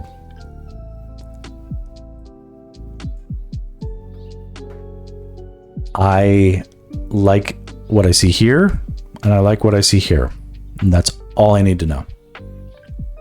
Both are good. And the posterization is a great way. Squirrel Viewer, if you think there's still more to fix, let me know. But I look at this because, like, when when they do this thing, and this is probably all bullshit, but they're like, we have learned to scan the human brain and see what the human brain is seeing. And it ends up, this is what someone looks like, what someone sees when they see a picture of a fish. And it's like those really weird abstract fish, but you can tell it's a fish kind of because the silhouette is there. This is what this is, and this is what this is, you know? So this is, you know, when you really want to know how to entertain someone, you have to entertain a fish. That's the way. You have to make it so clear that even a fish is like, yo, that looks like something cool. I got to check that out. Make it shiny, contrasty, glimmery. If they ever put me on one of those machines, I'm thinking of boobs, yeah. Entertain a fish. Yeah, no, but that's, we think of ourselves as intelligent. Of course we are. But a lot of that intelligence just goes to, like, convincing ourselves about things that aren't true, or rationalizing stuff that isn't necessarily intelligent. And what cuts through all that is our lizard brain, as I've said many times, but within the lizard brain is the fish brain. Yeah, the primordial brain. Yeah. Magic for monkeys. Oh, there you go. Yeah. Yeah, entertain the lizards, the fish, and even the snails, you know, if you can.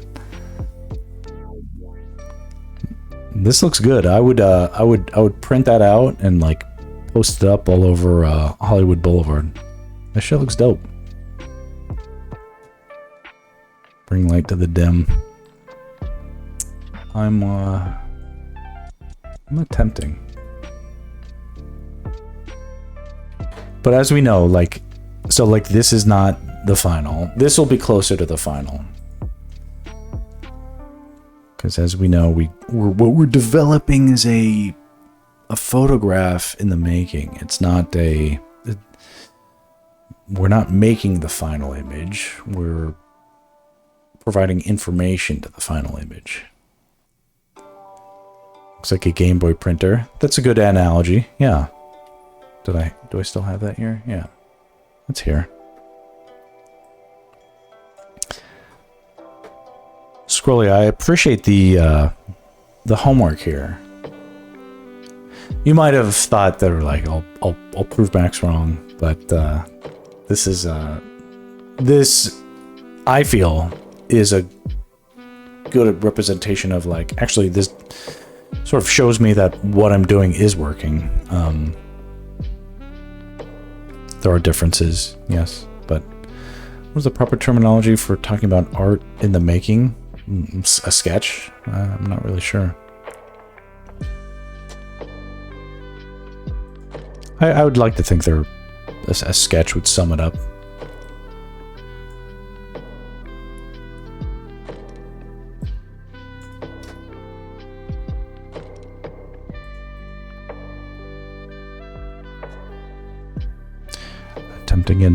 Attempting again now to cut into the cartooniness of some of this.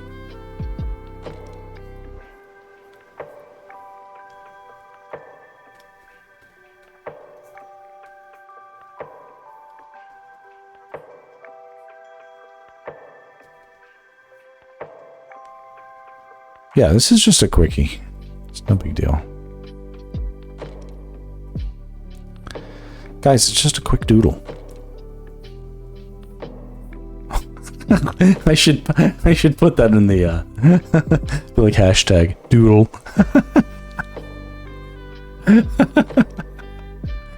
I love all the background details in your different art pieces. If anything, I'm a good. I try to be an advocate. What are these weird lines? Jeez.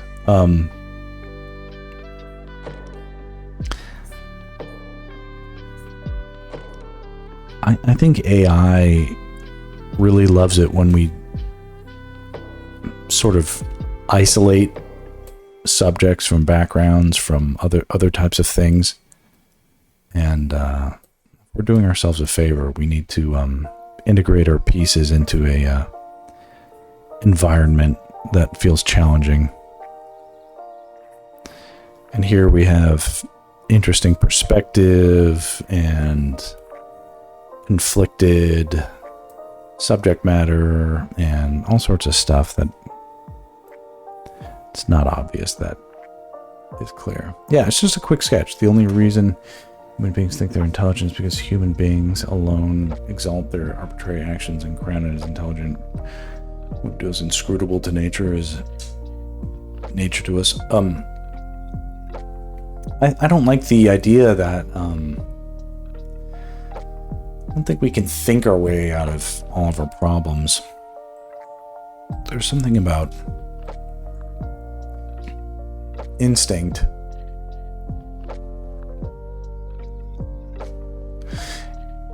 When shit really goes bad, your instincts take over, and then you realize how much, actually how little in control you are over your own body and all of your own decisions.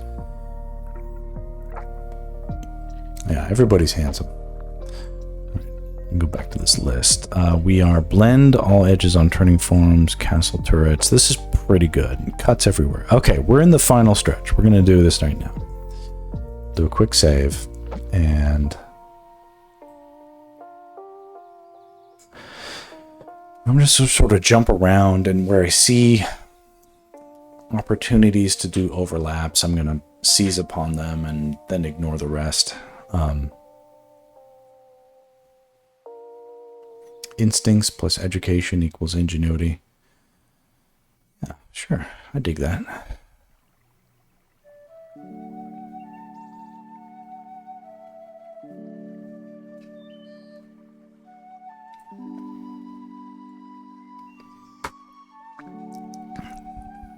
I'm overly excited to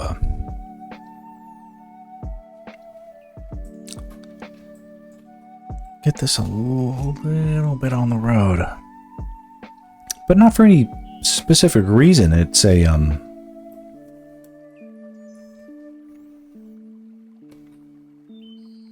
I didn't intend for this one to be so challenging, but there's like a conflict among, there are multiple light sources that are sort of pulling our attention in lots of different ways.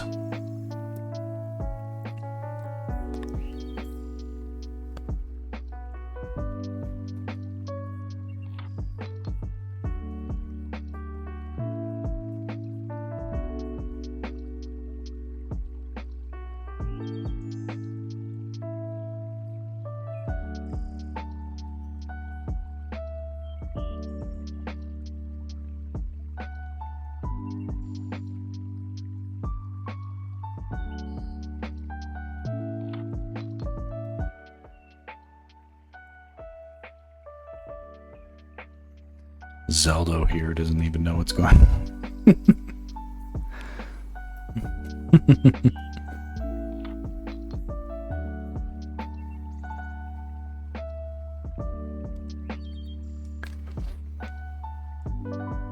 I wonder if Nintendo will ever have another game with Midna as a female love interest. Not with that.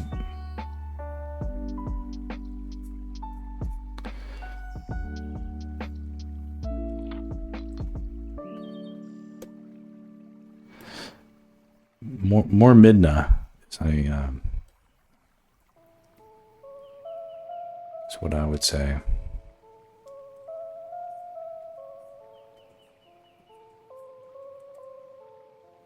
Welcome to Rivendell. From what I understand, Nintendo doesn't have a lot of, they don't don't do a lot of testing. They do a lot of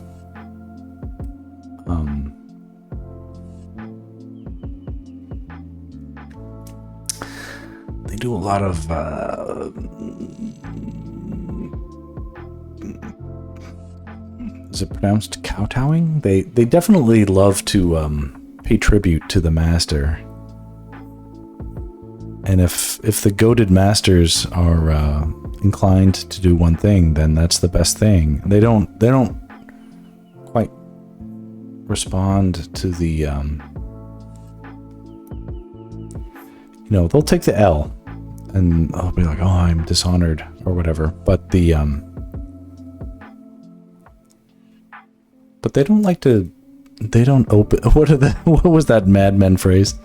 They don't open the kimono until it's time.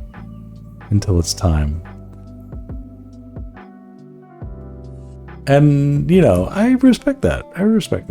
The goated master, the goat. Just in case it's perfectly unclear to everybody, when someone says goat, it means the greatest of all time. And that phrase in and of itself is so overused that I say it all the time to represent almost anybody who's good. I'll be like, Sextra is the GOAT, Sextra is amazing. Are they good? The greatest of all time? I'm not entirely confident. I wouldn't attribute that to myself or anybody my age, but there you go. And yet, the goat cheese is good stuff.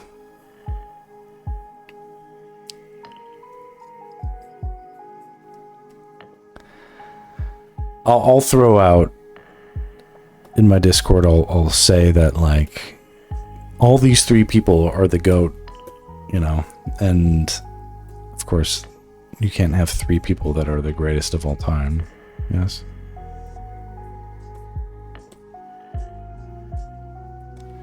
The latest lingo is the thing. I'm inventing lingo as we go. The other day I came up with this is like a cringe inspirational stream,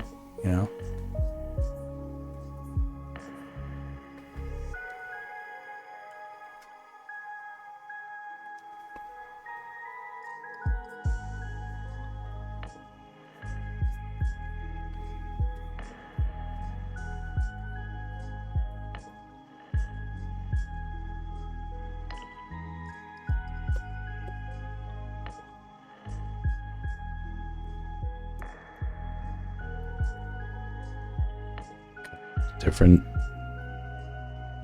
Here we go. Oh, this is a weird thing happening. I'm not going to worry about that too much, but this is what I mean by cutting, creating like a better sense of the overlap. Taking some of the background and injecting it into the overlap of the foreground. And it just feels like that makes that separation clearer. That's happening here. Could happen here.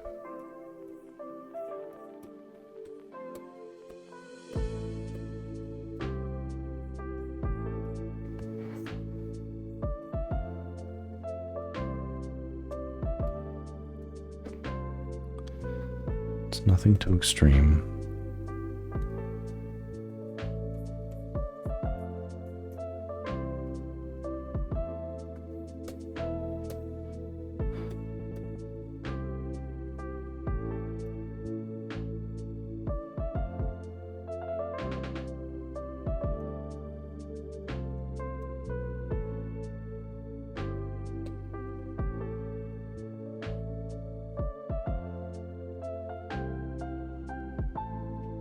These little details somehow subtly make a difference. The wolf in front of the moon. This is if we pull this up,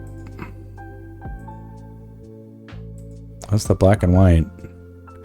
And that was one thing this clicked over in my head because there was was a session many sessions ago, episodes I guess, where I was like, I have to draw this perfectly, like that wolf in front of the moon. I was just trying to get in there with like more accuracy, and the more accurate I got, the worse it looked. And it was like, eventually I was just like, I had to just be like, yo, what am I doing? And I looked at this and I was like, this is just an impression. This is like when Monet, Renoir, and Manet, it had to be something that wasn't as clear as everything else. And when I understood that, I backed off a bit. I came back and I just sort of drew it like I didn't care. And then it started to work, which is an interesting lesson about how the world goes around.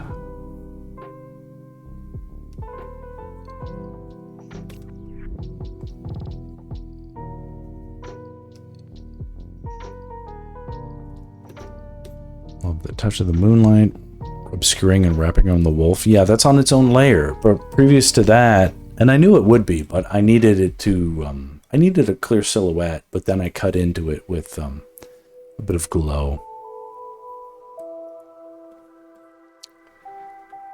All these different things. You know, no one's quite complimenting me on my leaves that are, this doesn't have to be a thing, but something about the leaves ended up being pretty important to me when I put them in. And it's not that the leaves themselves are leaves are sort of, yeah, my drawings always appear, my better drawings always appear when I draw for the trash can, not for anyone. Yeah, they're weirdly golden, and I'm not trying to like make a statement about like, I honestly I think I just got my color wrong when I did them, but they complement, I think, in a way, the orange in her hair. So yeah, they go with Minna's hair, which is the ultimately the reason which I didn't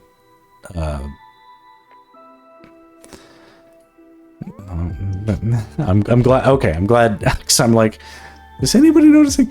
No, but the you know, it's like I'll put stuff in, yes, to show what's on Link's mind. Yeah, it's a flow, you know. Exactly. He doesn't see what we see. We see what he sees. Wait. Yeah. It's yeah. I think I'm trying to show that this is about like a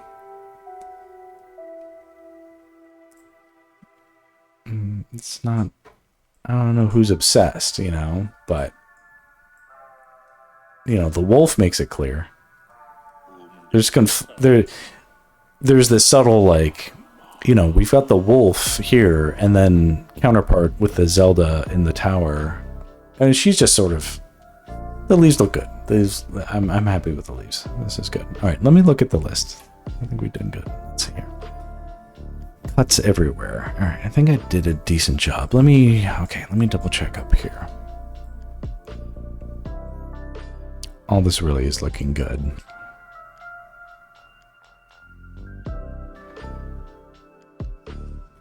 Yeah, we're really in the pixel tweezing territory, as I would say.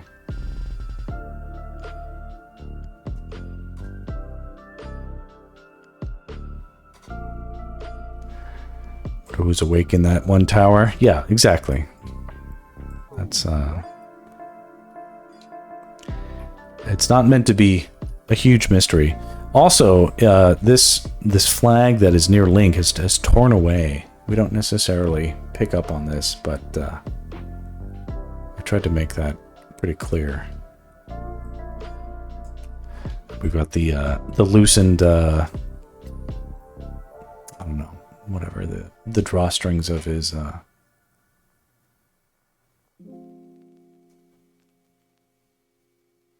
yeah, there you go. Wooden Macon's One Tower. Exactly. There's a swinginess. I haven't chatted much about this, but I always thought about Link's hat as a analog for his manhood. This is sort of like where we can find a moment's half chub, or there's gravity in effect here, but there's also some lift. Yeah, this is no. We need to understand. Sometimes there's swords and sometimes there's hats. Beware of the large hat. All right, here we go. All right, I think this is pretty clear. What else is there? Okay. Cuts, I did it all. Paint overs on everything. Pretty much did that. Vignette and sign and sig. All right, let's do this now. We can do this now. Let's do a quick. Yeah, this is almost midnight. This will take a minute.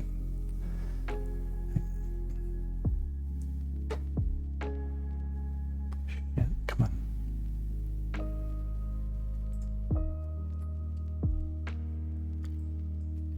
My computer is so out of RAM that it can't manifest the mouse cursor anymore. It's just like, I'm done. I'm cooked, bro.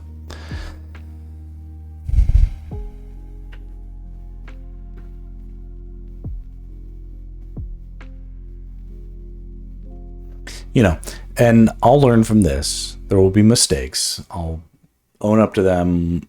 We'll improve them next time. The reason I haven't drawn Zelda yet is because I have to. I may have drawn Zelda, but not this up close.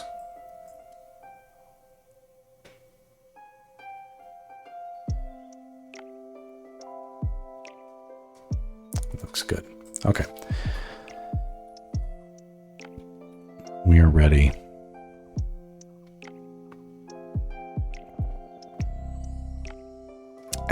Shit. I fucked up.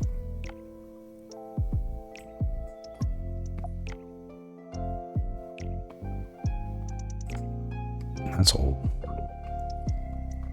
I need the,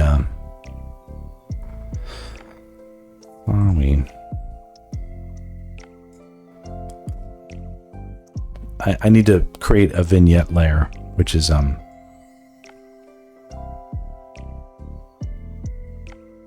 Tetra, yeah. I mean, will you forgive me? I never played Wind Waker. I did, I was a big fan of Phantom Hourglass. That was underrated. Yeah, forgive me. I'll play with my daughter one day. I know those are good games. I know they are.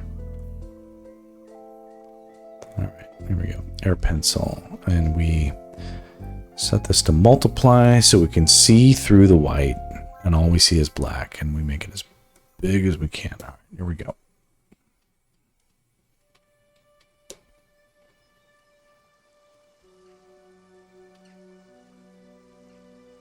Go back, Steph. Going to A little bit more. Of course you are. And I'm coming with you. Just erasing. Where am I painting? According to this, I'm painting with white.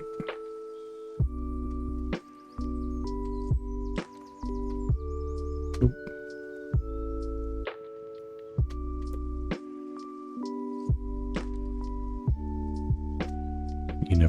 You never beat Wind Waker. Me neither.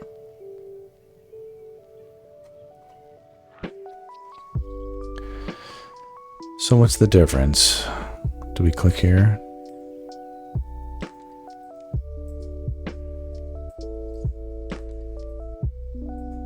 I feel like I underdid it. Jeez.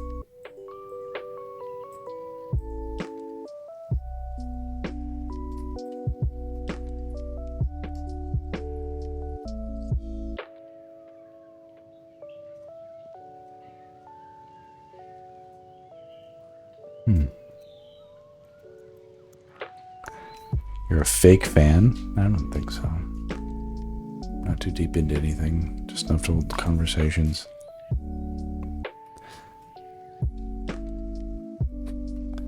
Well, people think they have opinions about things, but that's not as...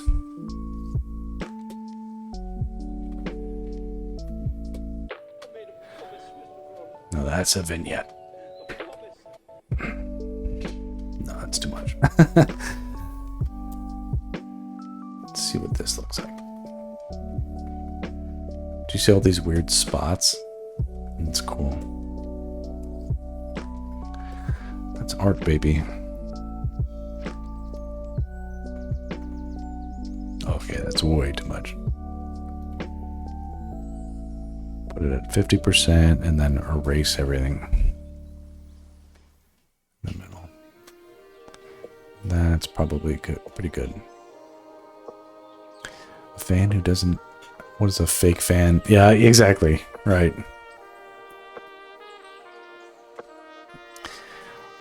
No, there... I mean, it's interesting. The, No, there... Okay, this is a philosophical, serious issue. And I'm not saying it's about Zelda. This is about, like real stuff that's going on. Like... There was just this weird, hang on. Right. No. But there is this weird thing that is, it's sort of, I have attempted to look into, it's sort of like, okay, well, who is a real expert on, you know, cause I'm like, okay, I'll post something in like a Zelda Reddit or whatever. And like, I'll be like, I'll post something and then like a mod will be like, yo, you can't do that. I'll be like, well, what do you mean? I'll be like, well, you violated this rule. And I'm like, okay. But I'm like, how the fuck old are you? Like, what are you, in your 20s? Like you were, like, you know, your dad was born, you know, when I was playing Zelda. You know, this is a, it's not a knock to the younger generations, but I have a suspicion that there's weird energy around the concept of authenticity that I can't deny that I own as well, but I don't know where we are with that. Like, what is going on where we're sort of like, okay, well, this is real and this is fake. Like, who knows that? I think we're all sort of like, at least, you know, on this stream, we're like, okay, AI art sucks and human drawn art is good, you know, but I don't know, like, where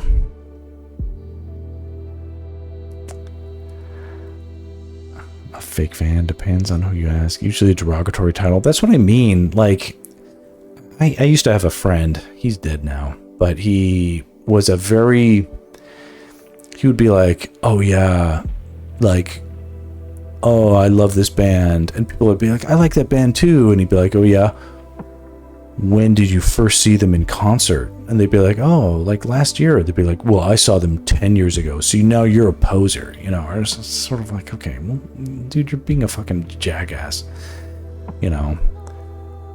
Just because you weren't first in line at something doesn't mean you're not real, you know? And some people don't care to rank. Absolutely. Yes. Well stated, Squirreber. Knowing what the Hive Mind authenticity can suggest, if you are anything below rank gold in League of Legends, you are trash. I think that there is this so one thing I've ran into in, like, professionally in my career, because it used to be that, like, Okay, it's like a little bit of Max lore, but like there was a time when I looked at the Art Directors Guild, which is the union that controls storyboarding in Hollywood, for commercials as well as movies, TV, film. You work up to that stuff. Theoretically, you do. And when I was 15 years into my career, and I was like, I don't know if I'm good enough to be in that guild. And my wife was like, you should try. And they're like, I'm like, I don't know. And they're like, yeah, just try. We've got a baby on the way. My wife is pregnant, and we had just bought a house, and we were like, oh shit. I guess I gotta try. And I was like, their headquarters was just down the block. And I was like, because I'm in Studio City, that's nearby CBS Studios, formerly CBS Studios. I live near Universal Studios, where I am is sort of Hollywood adjacent, and by a large degree. And so it was one of those things where I was like, okay, I need to just listen to my wife, go suss it out. In my head, I'd built it up to be a giant wall and a giant moat. I was like, I gotta check this out. So I go in there one day. They have a figure drawing workshop. I just go in there one day, and I was just like, oh my God, what is going on here? It was like a senior citizens, like community college. Like I was just sort of like, why did I put this on a pedestal? These people are not elevated above me. This is nothing above me at all. And it just became so clear at this point. I was just like, I have put this stuff on. I was gatekeeping myself in my own head in a way that wasn't valid at all. And ever since then, I've had this sort of preoccupation with like, I had been doing that for almost 10 years up to that point. And I've just sort of been like, at that point, I was like, is there something else I've been holding myself back on? And I'm like, probably literally everything. I've considered. I was like, oh, I'm not good enough to do that. I'm like, but maybe no one else is better than me either. All right, let's scroll through the chat. I think I said my piece on that. Let's see here. There we go. Fan depends on the. All right, there we go. Hive mind, yes, agreed. Some people don't care to show rank. Yes. Shadow government union that controls all government storyboarding. It's only. I wish it was Illuminati. That gives a semblance that it's like actually well run, and it's not. It's run by friends of mine. They don't know what they're doing, and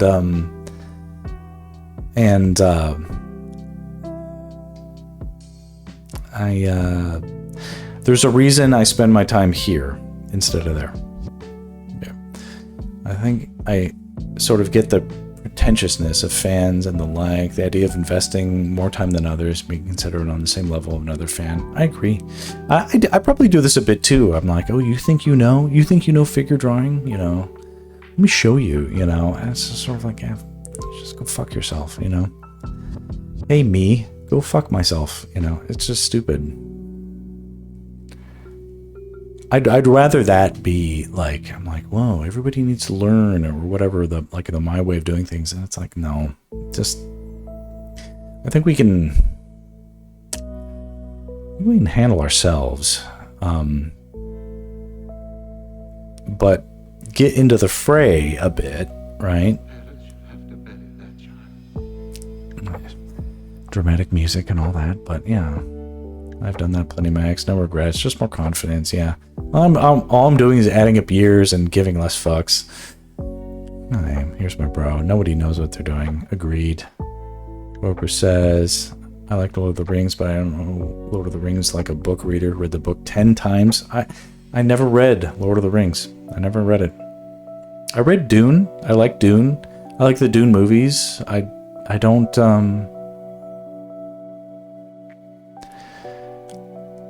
adaptations are kind of what I do, and difficult adaptations are admired in my book. You know, here's an interesting tidbit about my wife. She read Ender's Game. I never finished that book, but she did. Sort of kind of cool about her. And she read Dune too. Not Dune 2, but Dune also. It's kind of cool. You know, the audiobook, but it's a good one, you know. She'll pick up a book, she'll finish it. She's a completionist. I appreciate that about my wife. I'll accept completionistness of over loyalty if I'm given the choice. Do you know Zelda? So Zelda is the funniest fucking thing I've heard in a long time. I much prefer celebrating a person's enjoyment and their effort put towards their favorite piece of midna. That's what makes them a real fan. I know. Here's how I know that I beat Twilight Princess. It's because I fucking saw Midna in her true form. I saw that shit. That's how I know I beat the game. Ender's Game is good. Yeah, no, for some people it's their favorite book. And Orson Scott Card could, learn a few things about the modern era, I think. Complete loyalty, yes. All must swear allegiance to my genius. Loyalty is a two-way street. Depends how loyal the creators are. Agreed.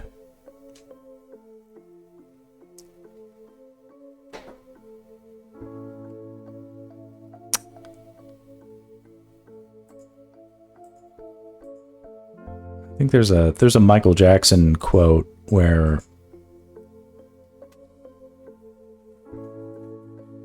whatever. I'm going to pull a date out of my butt. 1992, Michael Jackson, might not have been 1992, but thereabouts. Michael Jackson bought the Beatles catalog basically and started licensing it. He put in whatever $30 million. 1992. That's a lot of money. $32 million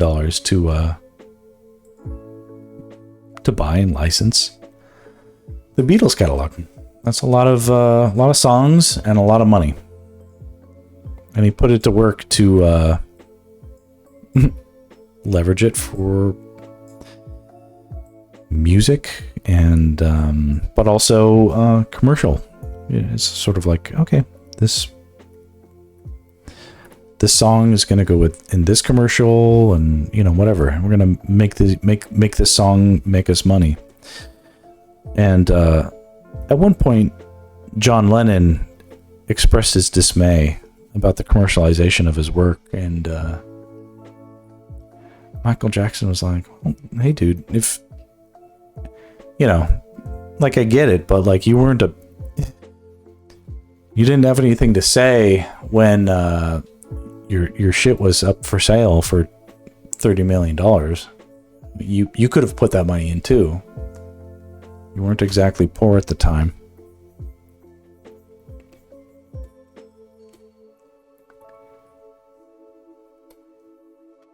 I see both sides of that. It's not perfectly cut and dry, but I don't know what history will eventually think about Michael Jackson. That's I wish that was a little more. I don't know. As a millennial, I'm like inclined to be like, oh, didn't that guy compose the Sonic 3 soundtrack or something like that? But the I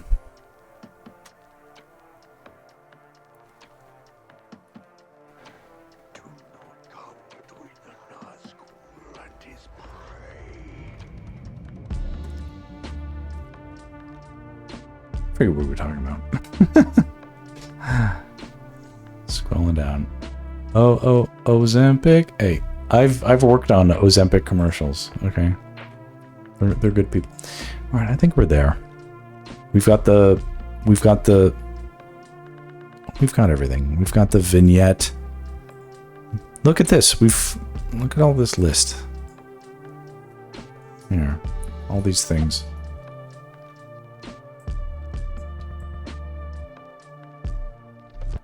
You can see all my other to-do lists, but this was it. This is all we needed to do. Now we just sign and put the signature on it. What do you mean? Well, I think there's adults right now who've never heard of Michael Jackson, bro. I mean...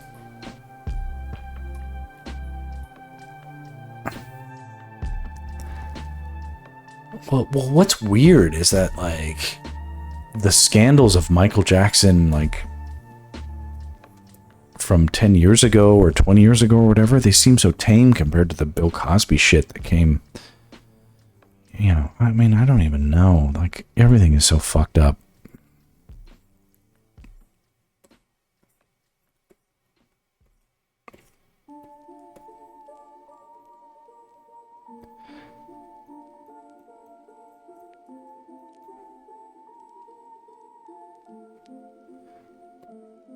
You know, my wife is one who will be like, oh my gosh, that celebrity is a terrible wife beater or whatever. And then, like, it's a party and, like, a Chris Brown song comes on and she'll, like, crank it up because it's a fucking awesome track. And I'm just like, there's probably a lesson to be learned about humanity in these situations. I don't want to exalt bad people, but when they do artistically interesting things, it's is it not still a learning experience? Can we, you know, can't we at least steal from them and then do away with them?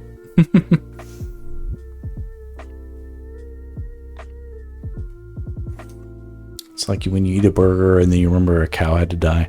I agree with that. Yeah, it's you're like, there's no downside to this, and you're like, oh shit. Well,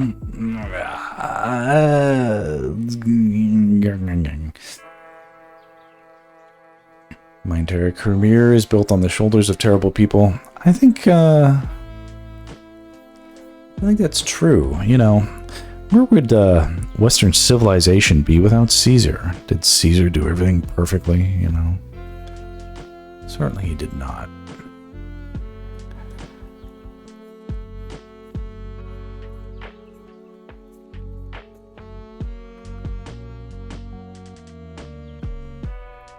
We don't expect Romans to be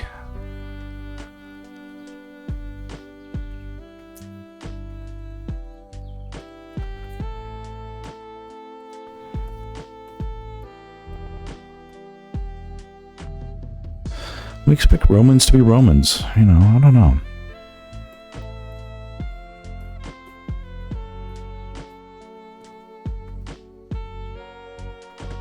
Ugh.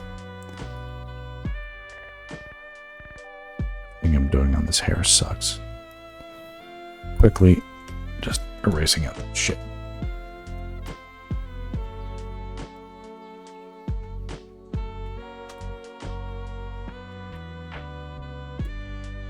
God fucking damn it.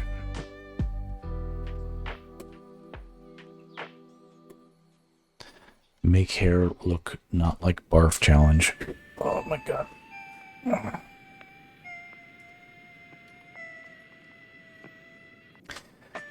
Unpacked Yeonmi Park to escape North Korea loves steak, mainly for the reason cows have more rights than North Koreans do, and if you kill a cow, it's punishable by death.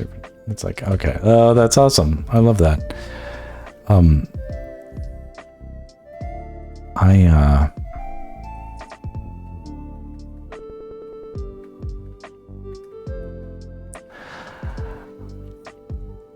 not enamored by modern political communism. But communism in the context that it was spurred into the existence, you know, a long time ago, is something I feel like I have an interesting perspective on this stuff, because I feel like long ago, when communism was come about, the world was a different place. The world was just starting to understand that science was a reality that corresponded to things beyond human emotions and prayer. For instance, Louis Pasteur essentially proved that smallpox was a disease and not just something that God did to you when you did something bad. And he proved that people could be inoculated against it and never get the disease and never suffer ill consequences. And he did that scientifically. And he did that in an era where people were ready to hang him up to dry for being wrong. And he wasn't wrong, and he proved it. That was a very interesting era where, coupled with a trillion other interesting advances in science and other things, made it seem that, like, hey, science is the way to figure out what we should be doing. And that's the context to which I see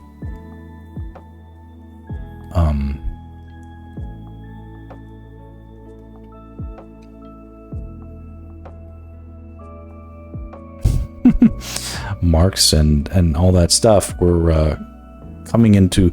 Essentially, they were like, what if we took science and applied it to history? That's where, like, a lot of people, I think, sort of lose the context, is that that's what they were trying to do.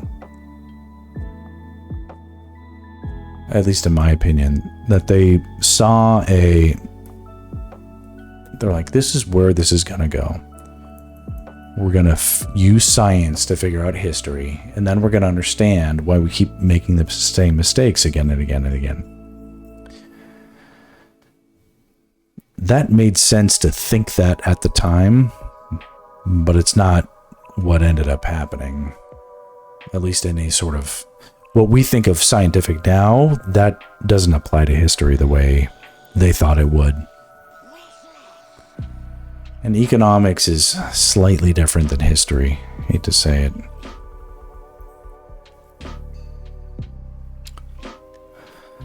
And that's my charitable way of saying communists might have had a decent start. I can see people lighting up the chat. I don't look down on the idea of communism as something that could have or should have worked out, but I think it was flawed to tie it to science. And people don't tie it to science now. They don't think about it that way as if it was part of the initial thinking, but that's what it was.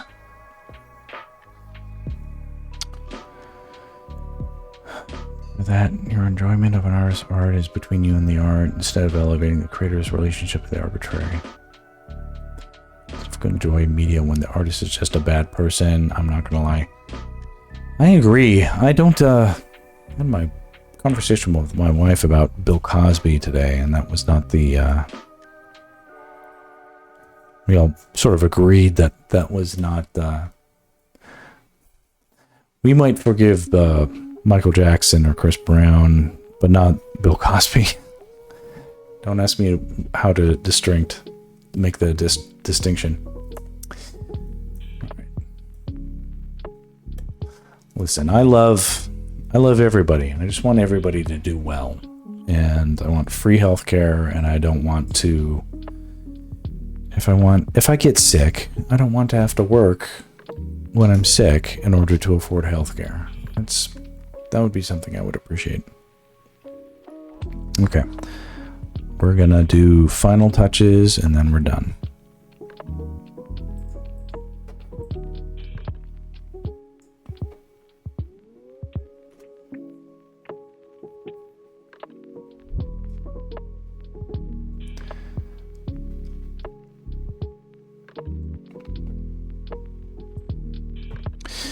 There are, I apologize for launching into something political ish about the communist stuff, but the Because when I talk about communism, I mean like hundreds of years ago and stuff.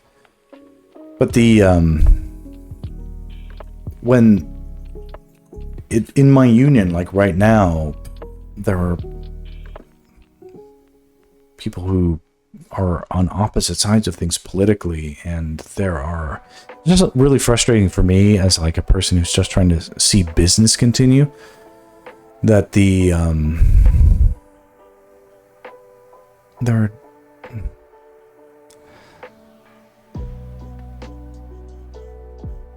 I don't know. I just don't want I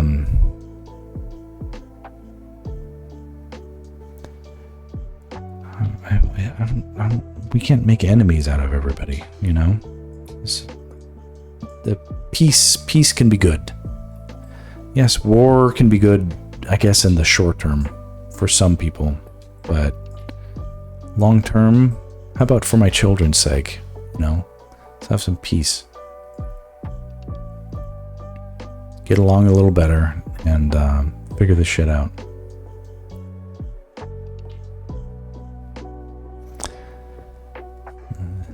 I wish someone was in charge. I don't feel like that's the case.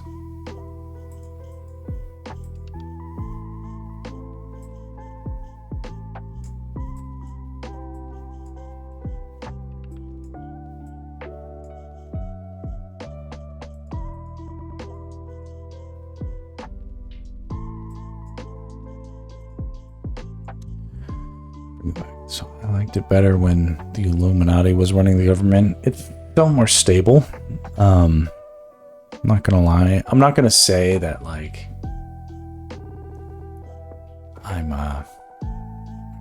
no, to be honest, I didn't vote. I didn't vote partly because probably majoritively because I was busy, and then partly because in California this is such a left-leaning state that there's no way to even influence a presidential election. The presidential election is determined before California even finishes voting. And that's been the case my entire life. And that's quite frustrating for me because I don't align with... Let me put it this way. When 9/11 happened, I was very much in favor of bombing the shit out of everybody. But then I kind of dialed that back a little bit, and that maybe we should be more discriminatory about whom we should be bombing. And granted, I was like 20 years old at the time. And now I'm an adult, and I think about everybody who has children who are being bombed, and I don't wish that upon anybody. And it's just extremely unnecessary for us to like just put away the bombs. Like this, I'm not sure what, like I'm pretty sure right now the US has the technology to shoot down any missile or bomb. Sky Shadow, thank you for joining. I'm pretty sure I'm not necessarily sure it's in place, but the technology exists to shoot down any missile or bomb that is in the air that might be aimed at me, my family, my country. This technology does exist. Whether it's implemented or not, like, it does exist. We have then a perfect defense. Can we not then use that as a motivation to move towards peace across the planet? Where it's sort of like, okay, I get there's more nuance to it, but when my daughter was born, this is stupid, but you know, I had neighbors that were feuding with each other. I had a neighbor there and a neighbor there. They didn't like each other, but they both liked me, and they would both sort of cultivate, you know, they'd be like, Max, oh, you're my favorite neighbor, but I don't like them, you know, and they would both say the same thing to each other. And me in the middle, I was like, you don't realize how exactly the same you guys are. And I told them both on separate occasions. I was just like, listen, my daughter is not going to grow up in a place where people are feuding over this bullshit. You need to stop and they're going to stop. I'm going to tell you both this stuff at the same time. You know, if you want to have anything to do with me, my neighborhood ship, my daughter, you know, because they're elderly neighbor, and they just had this ego feud. And I'm like, all that is gone. All that is done. You will bury that or you have nothing to do with me. And that was that. They put it aside as much as they could. Some people moved away, some people then benefited from that, but to me, I would not, it's not about side picking. You're both wrong, you know? It's like, you're both wrong, you know?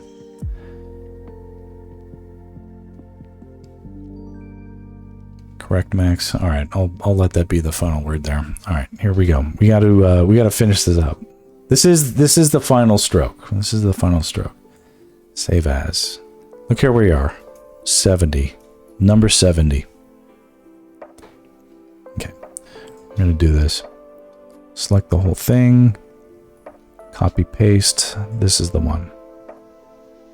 All right, now we just got to pick the right composite. Look how cool these look.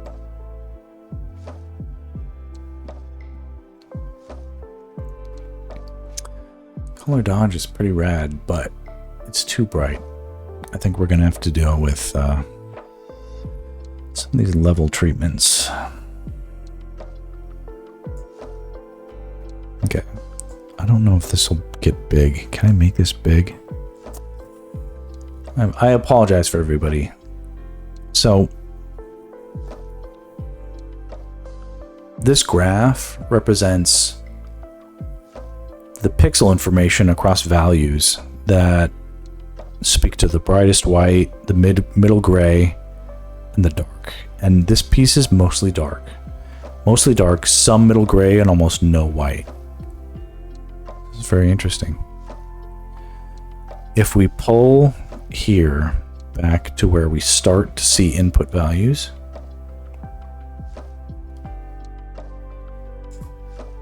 and make that the brightest white, then this becomes the middle gray. And if we pull this to where here we have sort of like a middle ground there. Let's see if this works. Pull the black to where we have the peak of darkness.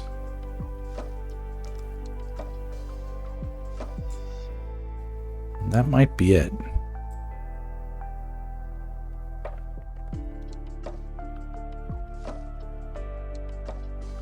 That's tricky. I'm looking on this monitor. This is a shitty monitor. I bought this for like $100. But that's why I trust it, is because it's crap. If something looks good on a crap monitor, that might be what we need.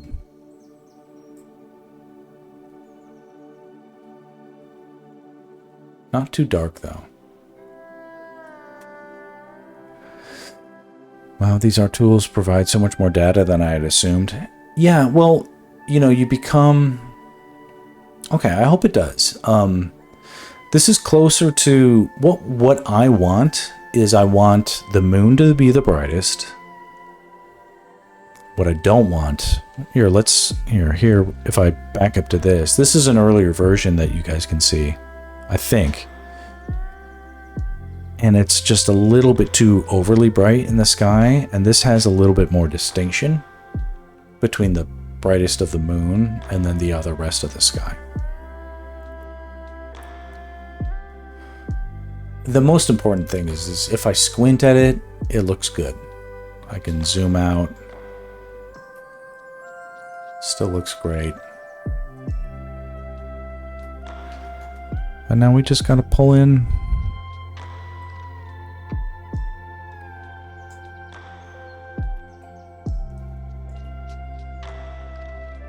I mean, I think this is good.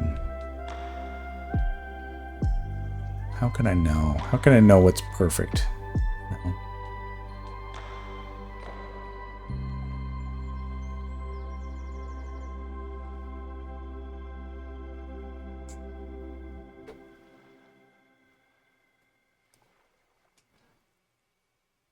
Still feels like midnight.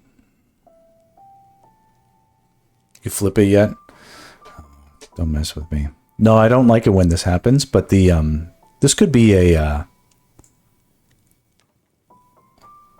I still like it. Yeah. Part of it is because the moon is still very bright. Because it feels like it's a counterbalance. When the moon gets washed out, flop it, yeah. No, it still is good. It's not perfect. I'm not going to say this is a perfect piece.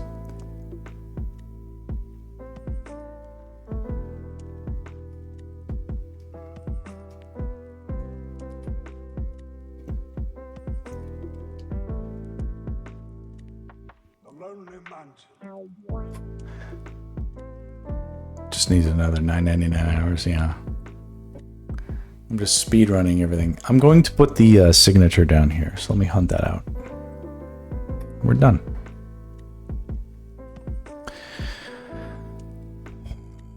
Can't wait. It's just a doodle. Guys, just a doodle. Oh, you guys thought oh my gosh, you guys thought I was working hard on this. I'm so embarrassed. It's just a doodle. Here we go. One of these. Here.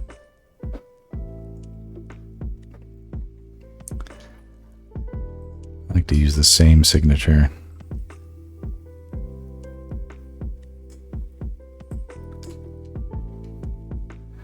It's just a sketch. It's just a sketch. Just a flesh wound.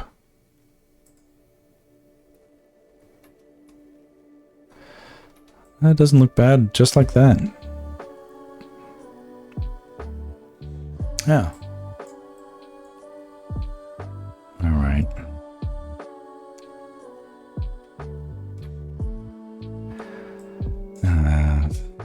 No one is more humble than me. No one could be more humble than me.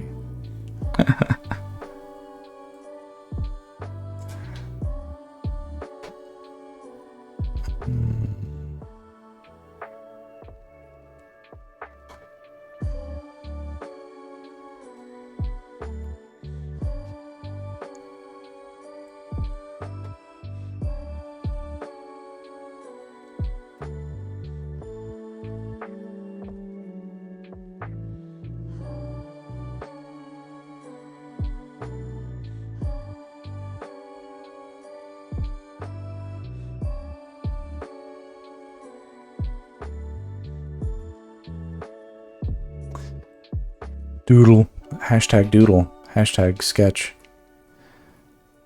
There's some things.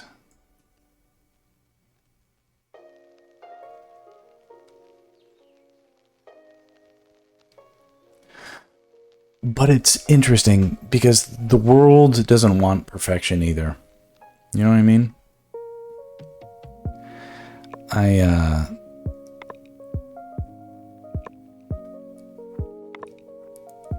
If I hunted down every darn thing that felt like it was still bugging me, I'd never, ever, ever finish. I would never do it, you know? Yeah, perfection is the abnormality. And the perfect is the enemy of the good. Yes? Yeah. I think we're all lined there. All right, listen. If any of you follow me on Twitter, I'll post it in the next... I shouldn't do this. Post it at midnight, but I'll do it anyway. I'll post it, and it'll be up. You can like it, and it'll be nice if you do. But it won't be something I'll... I know I like it. I know you guys like it, and so that's good enough. Anything else is just a little bit of gravy. Repost, reblog. Yeah. No, I appreciate that. And, you know, nothing will prevent me from waking up tomorrow and being like, fuck, I fucked up that one thing, you know. That's how it's going to be, no matter what, so. Absence of evidence is not evidence of absence. There you go. Very skeptical mindset. Listen, everybody should think critically. Mostly about art, and then about everything else. Okay. I'm gonna save out a JPEG. Booba-dooba-doop boop. There we go, final.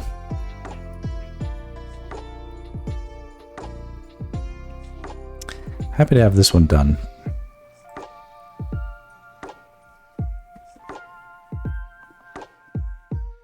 Anything else left to go? You take that lesson, carry it to the next one. It's okay. No one will notice it. JPEG. Nothing better. Language of the internet. Okay, I'm gonna do a quick... Hey, here we are at midnight. I'm glad this late night stream worked out. You never know.